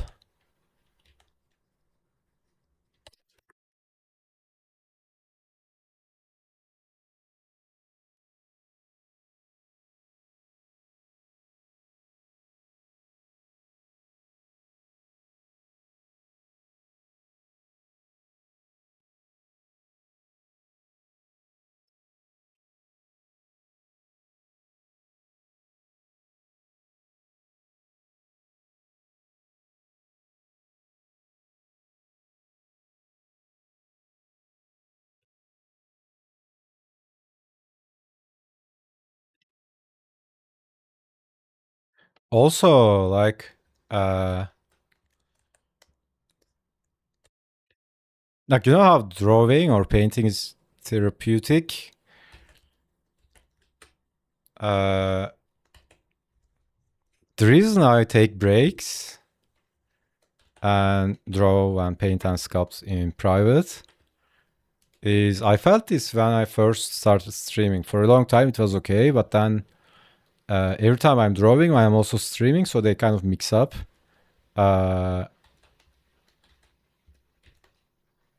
It can be like you can lose touch with that drawing mode.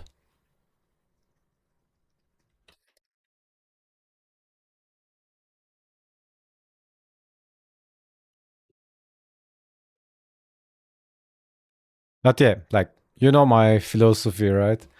In my opinion, nothing should be forced. Uh,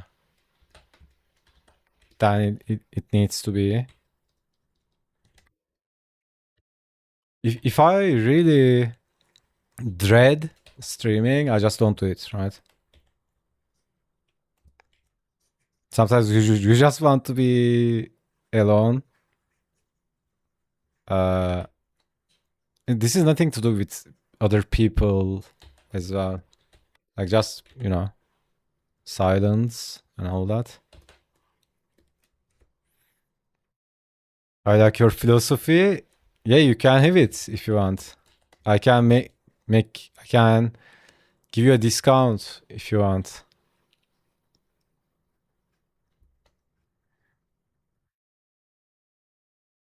Very special price for you, my friend.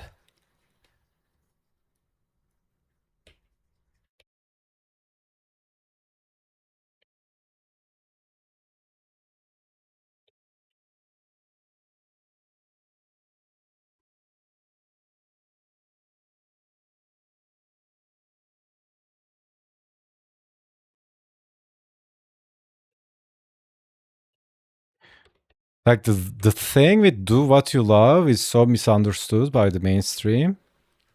It's almost comedical. It's like I can give you two camels. Okay, I give you 2 bags of rice. You give me 2 camels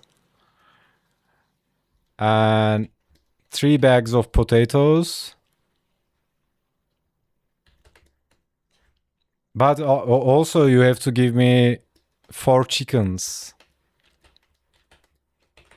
Dude, isn't it crazy that chicken is basically a T-Rex?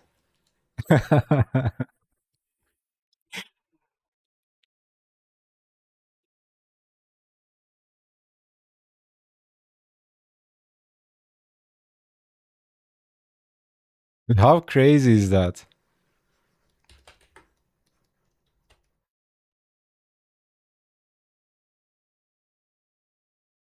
I want potatoes to be cooked.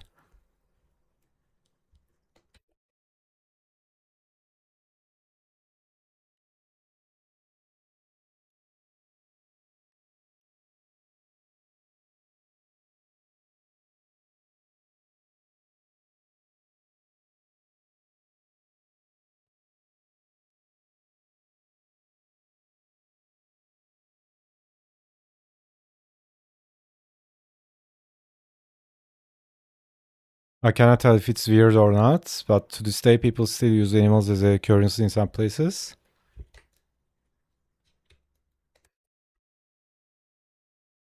Yeah, I can imagine. Like, I think I posted that, right? I wrote something about this. Uh, did I post that post? I think I posted. Yeah.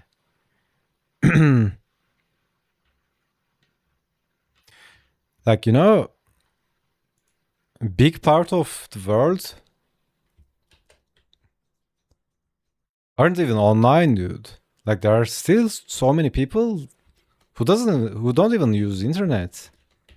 We think everything is connected and all that. Uh, yeah, it's true for the people who use internet, but there are still people in Earth. You know what's crazy? uh, like, you know, in the films and all that, in the past, like ancient China and all that, people used to, I think India has that as well, but the other way. People used to buy women, dude. Like, not buy women, but let's say you are gonna get married, right? So the side of the uh side of the lady, no, side of the guy pays some amount to side of the lady. It's crazy. I think they still trade camels for women in some countries. Oh my god. Yeah, you know what's crazy? I don't have that. I don't have that anymore. Like, not I don't have, but it's like I'm not encountering it anymore. But in the past, when I said I'm from Turkey to someone, it's like camels, right? I'm like, what the fuck, dude? There's not even a desert here. What are you talking about? Like, I don't know. Probably there was this misconception. Like, they thought Turkey was in uh, what's that continent? Africa? Uh, yeah, something like that.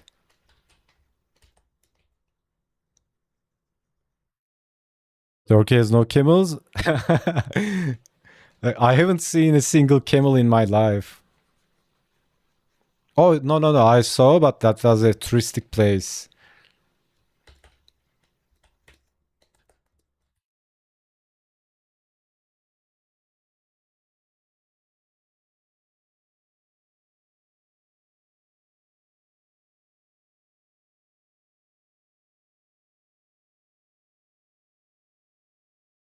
In Japan, you can rent girlfriends to go on dates. Keep escorts exist everywhere. Where's all's occupation? When I hear Turkey, I just think of all the amazing historical sites I'll never get to visit. What do you mean, never get to visit? Like, how are you? How are you so sure?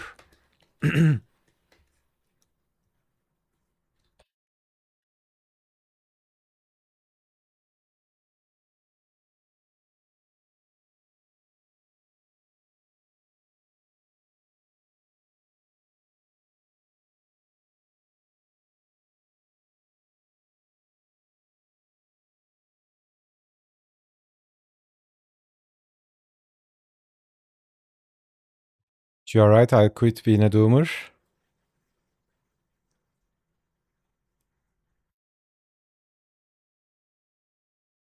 Oh, holy shit! I thought for a moment it was Kib that said. But again, changes nothing. You know, like especially like if you wanted to visit Turkey, you have me, dude.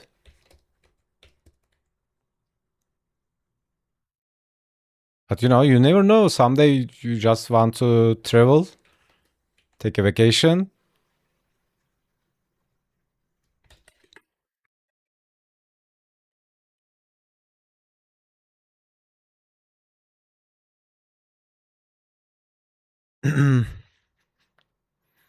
Most of them are paid for 18 plus. Skip the date part.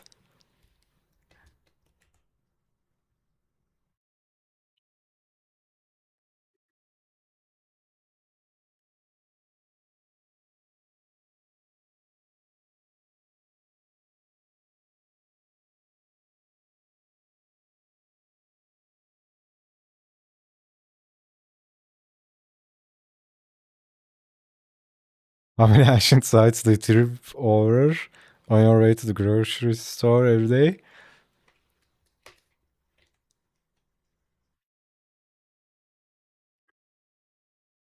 Not much where I live, but I can tell you this.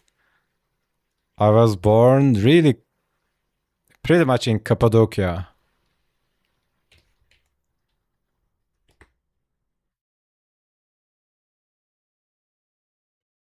So I downloaded some alien technology when I was coming to Earth to spawn.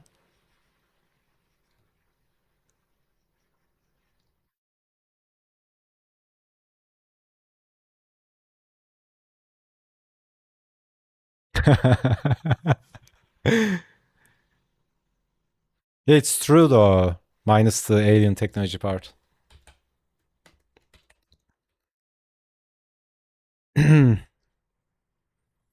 Yeah, like I went to most of them with the like school trips and all that.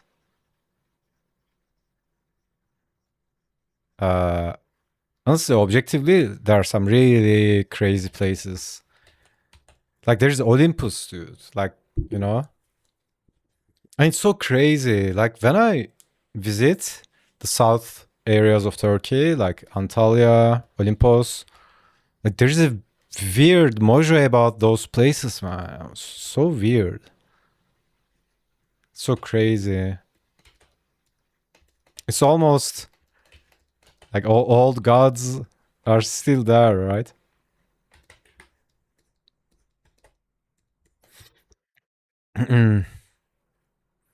I was in Turkey when I was young. Really?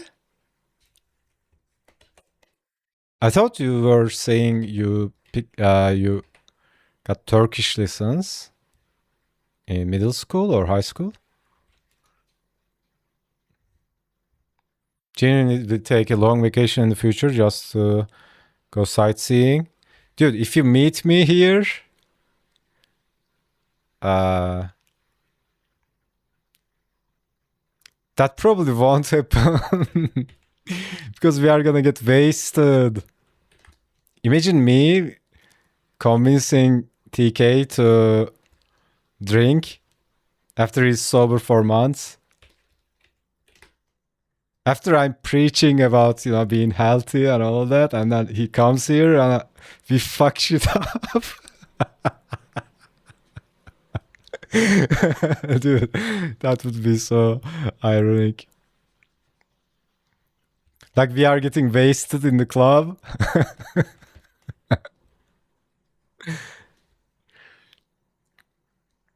Spam point Cappadocia, yeah. Spiritually charged places, exactly, dude. Obviously, I can't prove. It's so weird.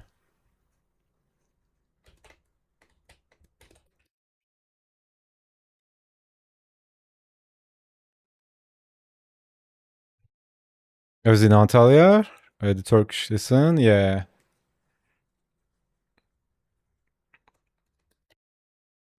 Rocks with steel would be wild. Yeah, we can make a wild tea party. That's what we are doing with my nieces.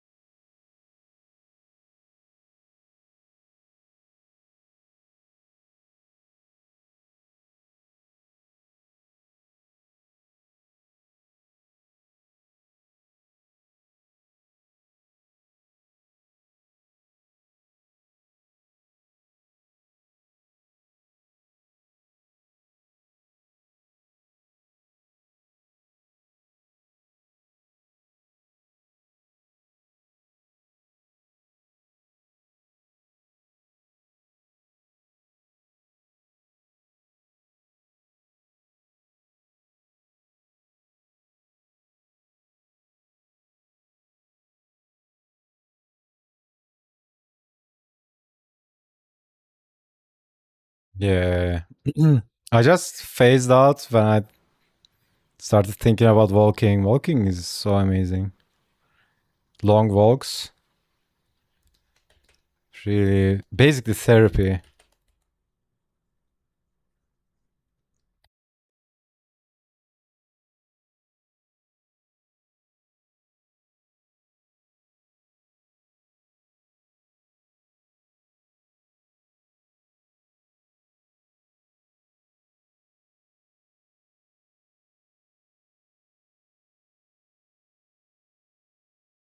They are my daily therapy. Yeah.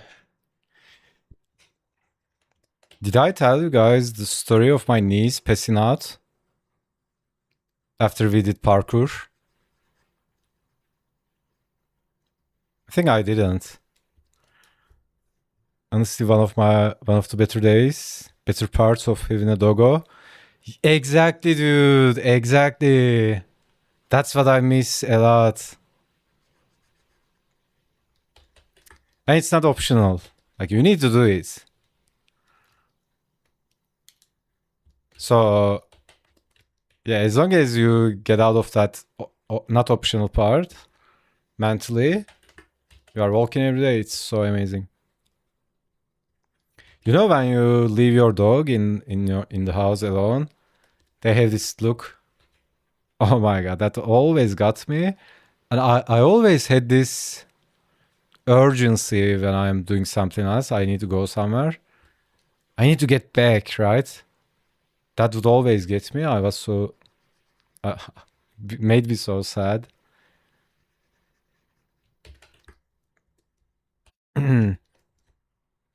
Never heard? Okay, so uh I don't remember when, but it was recently. So we went out with my nieces, like spontaneous, right? It wasn't in the plan. I was like, let's go out, okay? And we went out, and then we found a spot, and I was like, okay, let's do this. Let's jump from here, right? And we end up doing basically parkour. We set up a course, and we are jumping off like ledges and running and all that. And we did that. It was also kind of hot.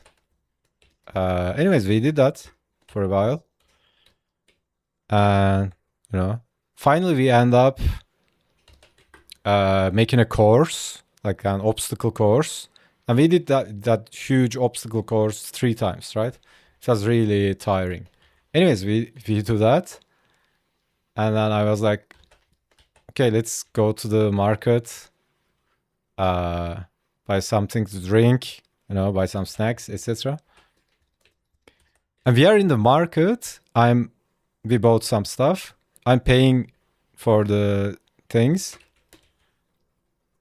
And then the lady in the market, we are looking at the lady, right? My niece is standing next to me. And then the lady in the market is like, you okay, honey?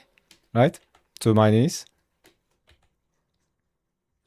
And she's like, oh, I'm good. And something like that. Say something like that.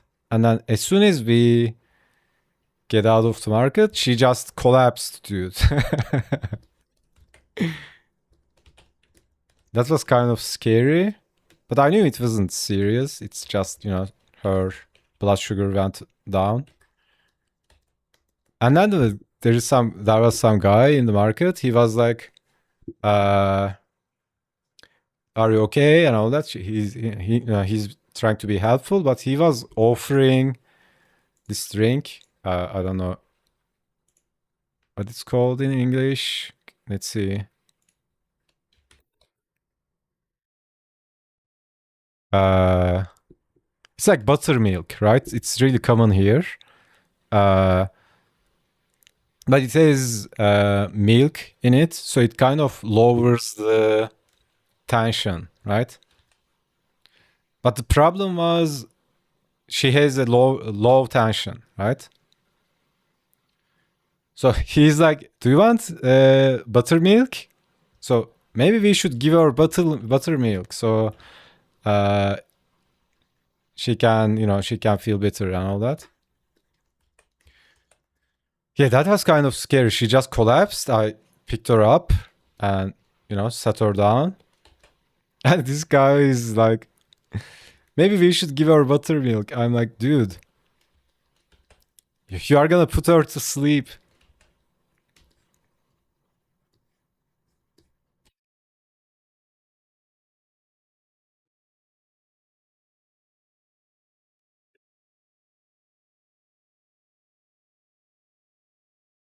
Yeah, like basic knowledge about this stuff is so important, right? If I didn't know, and instead we gave her chocolate and soda, right? Like not like Coke or like mineral water. Uh, to have some minerals, magnesium, salt, and sugar that instantly wake her up. But if you don't know this kind of stuff, like basic rules of nutrition and all that stuff, like you might make someone worse. It's so crazy. Youngin can keep up with the uncle. It was probably because honestly they are not doing sports. They don't move much. They are just sitting all day playing with the tablet. It's kind of normal, right? That's something that doesn't matter if you are young or old, right? Because I remember when I was like 18, 19, when I didn't move too much and then I had to run somewhere, I would fucking get destroyed. So crazy. Definitely not milk. Yeah, like it's like this spectrum, right?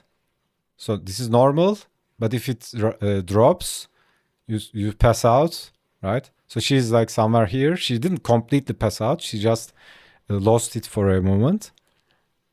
What you need is to give sugar or salt, something that will increase that tension, right? Blood pressure. So this guy is suggesting that we would do something like this. So pull her down here.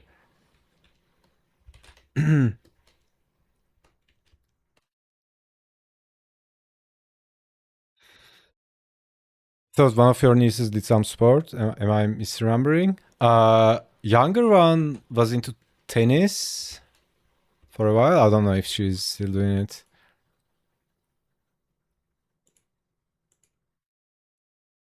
But yeah, I was begging them to do something.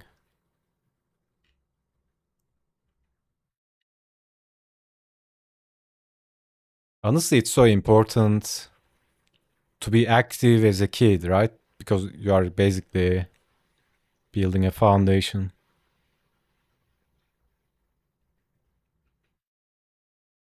Like that core foundation, if you don't build that, it's so uh, harder to build later.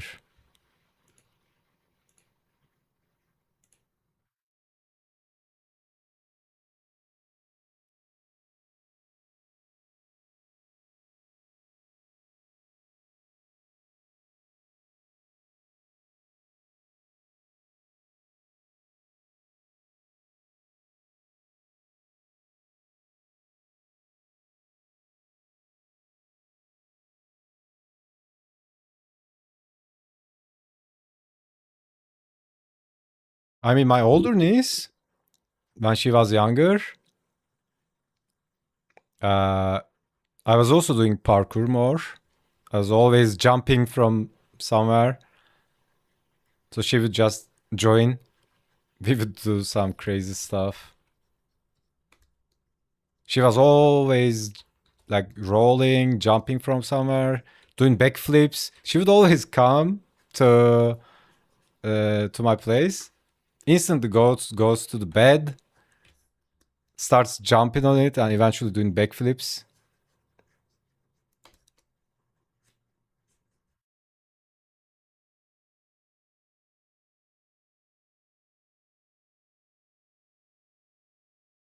Yeah, maybe it's time that I have some kids, right? I don't know if I can handle the responsibility. But if I have kids, I'd probably be a dad that's so laid out.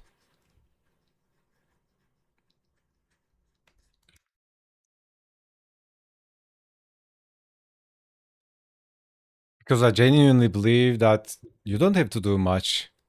Of course, you worry about stuff that they might get hurt and all that.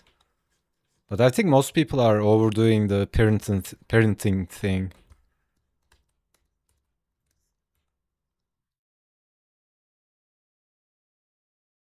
I mean, you tell me, TK. You are the dad here. You are the daddy.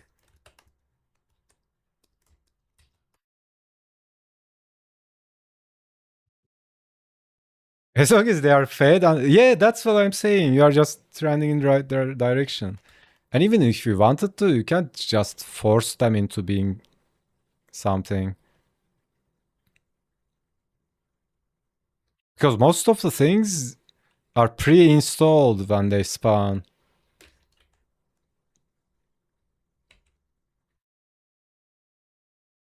Not like not like in the sense of like 100% determinism, but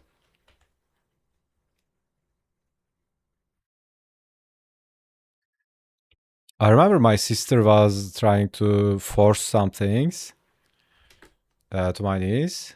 Oh my god, that like it would backfire so much. She just eventually gave up. It's like trying to fight life.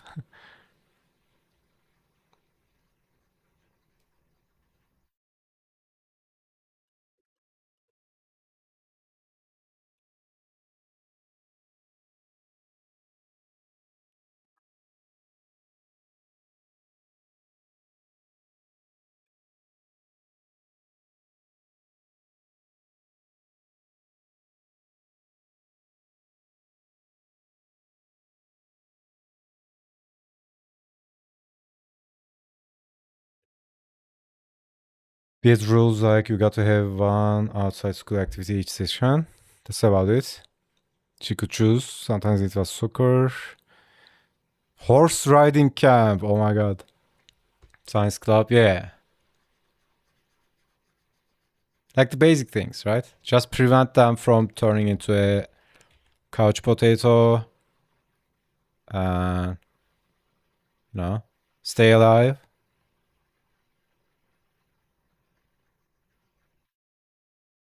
That's it. Like most of the things they automatically pick up because they are dependent on you. Like they automatically pick up. We automatically pick up the value system, belief systems, and all that of our caretakers. You don't even have to tell to them.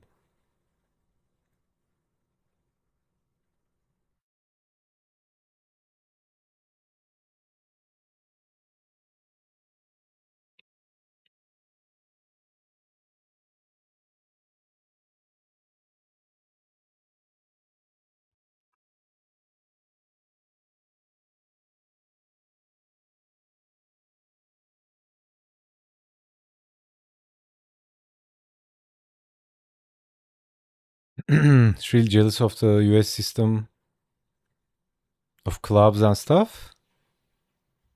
Oh, okay. High school clubs. You don't have it there.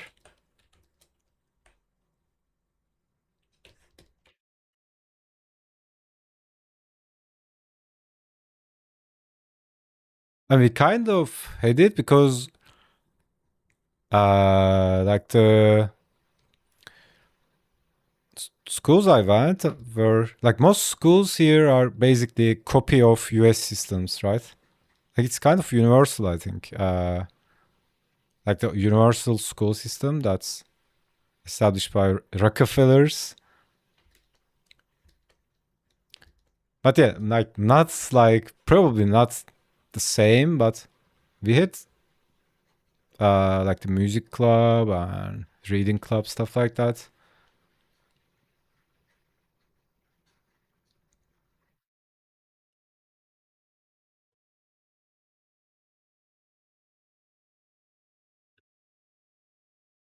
Our schools are not focused on fun shit. That's the definition of school. Like anything fun is forbidden.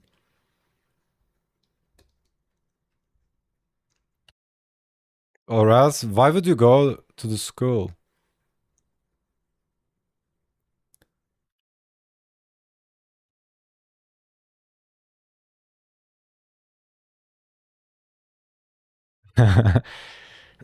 Our school was an escape, so I can't complain.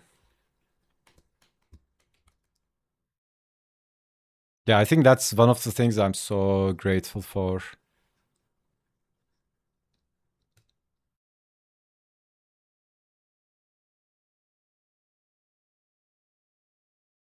Clubs may be nice, but our education system on the whole is pretty poor compared to many countries, honestly.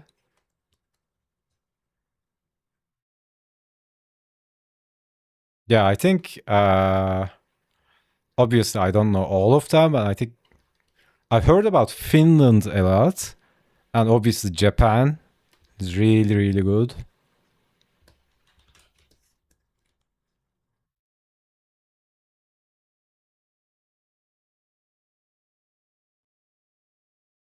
Yeah, maybe I should marry someone from Japan and just move there, pump out some kids, send them to school.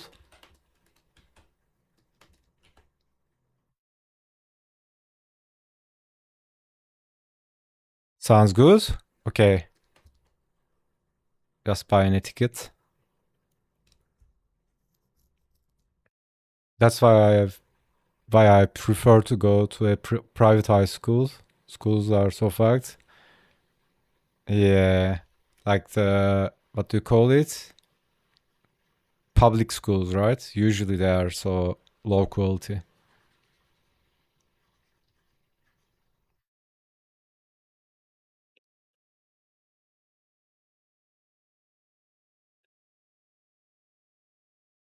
Only school club I did outside of sports was art honors society. Uh, I'm trying to make sense of it. What does it mean, art honors?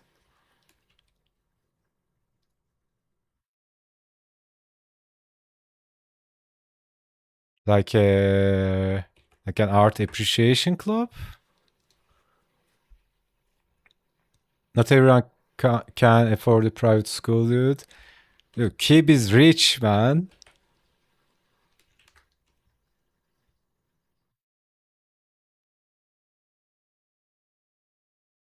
He's just pretending he's not rich so he can be relatable. But he's hiding his a Lambo every day in the garage. It's free if you had good grades in middle school. Yeah. Like you can get a ride. A very good public education. I guess it really depends on the location. Local communities have a lot of say in how the local schools are run. Yeah, you know what's crazy? Like the overall mainstream education system is basically established by Rockefellers, right? And those motherfuckers had like only cared about people obeying the system, like industrial matrix. So just obey, work in the factory. So uh it's so engineered, dude. It's crazy. And most people eat that shit as in, oh, our kid needs to get educated. It needs good education.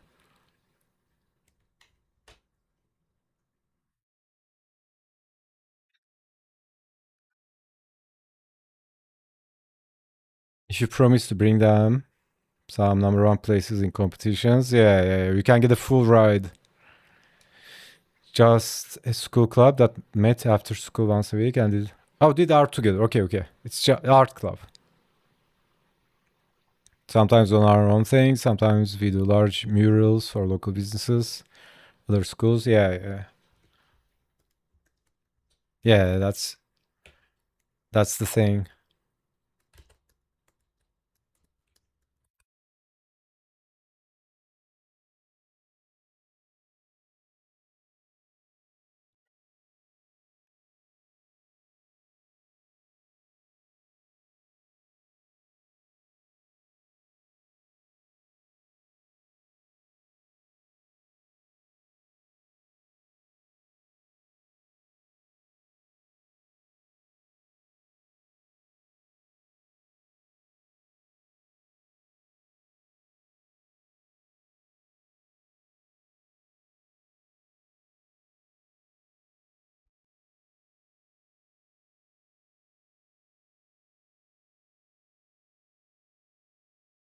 Yeah, I was in a music club in high school, but we basically did nothing. I was just dying for a chance to play the drums whenever I could. Because the thing with playing the drums is if you're into guitar, you can just play it anytime you want. But playing drums is kind of a luxury.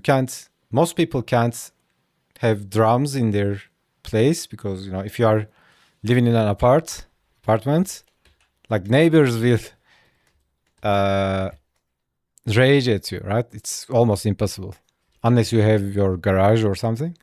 So drums were something that was you desired all the time, right? If you were the drummer, like you would take any opportunity to play.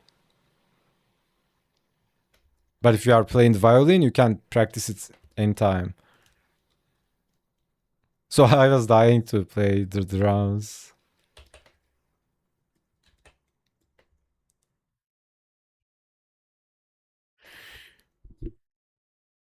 It's where all the cool, weird kids chilled. Yeah, like that's what I'm grateful for the most.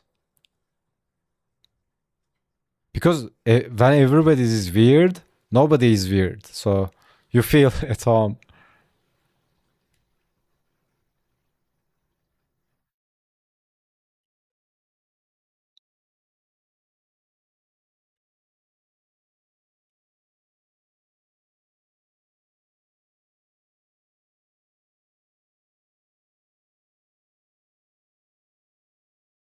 Debate club, speech club were super popular at my high school. I never got into it. Yeah, that sounds uh,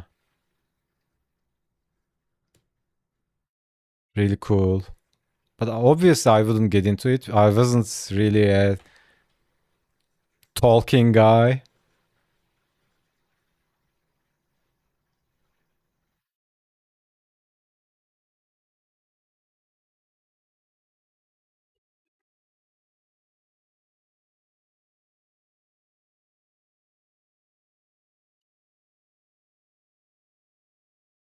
We had an anime club. Are you fucking kidding me, dude? Seriously?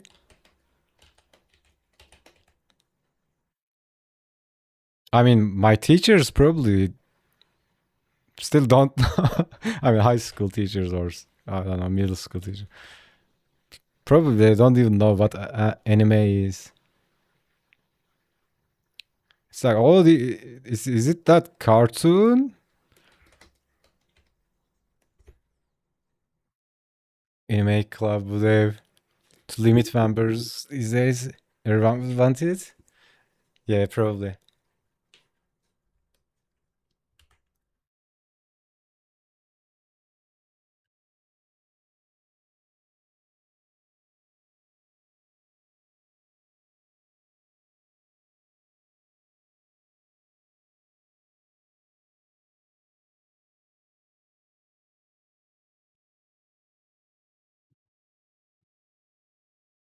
Speaking of, I was much further behind Ghost than I thought. It's 6 episodes, so there's 7 out. Nice. Oh yeah, I watched what is it? Holy shit, I keep drawing on the wrong layer. Uh Lucky last episode came out. Actually watched it uh at the dinner.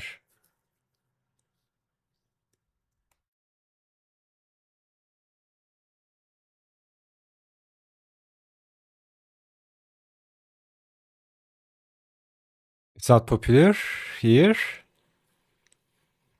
What do you mean?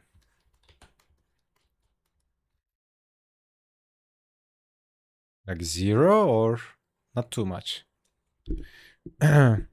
Really got good after episode 3. Not many people were in it.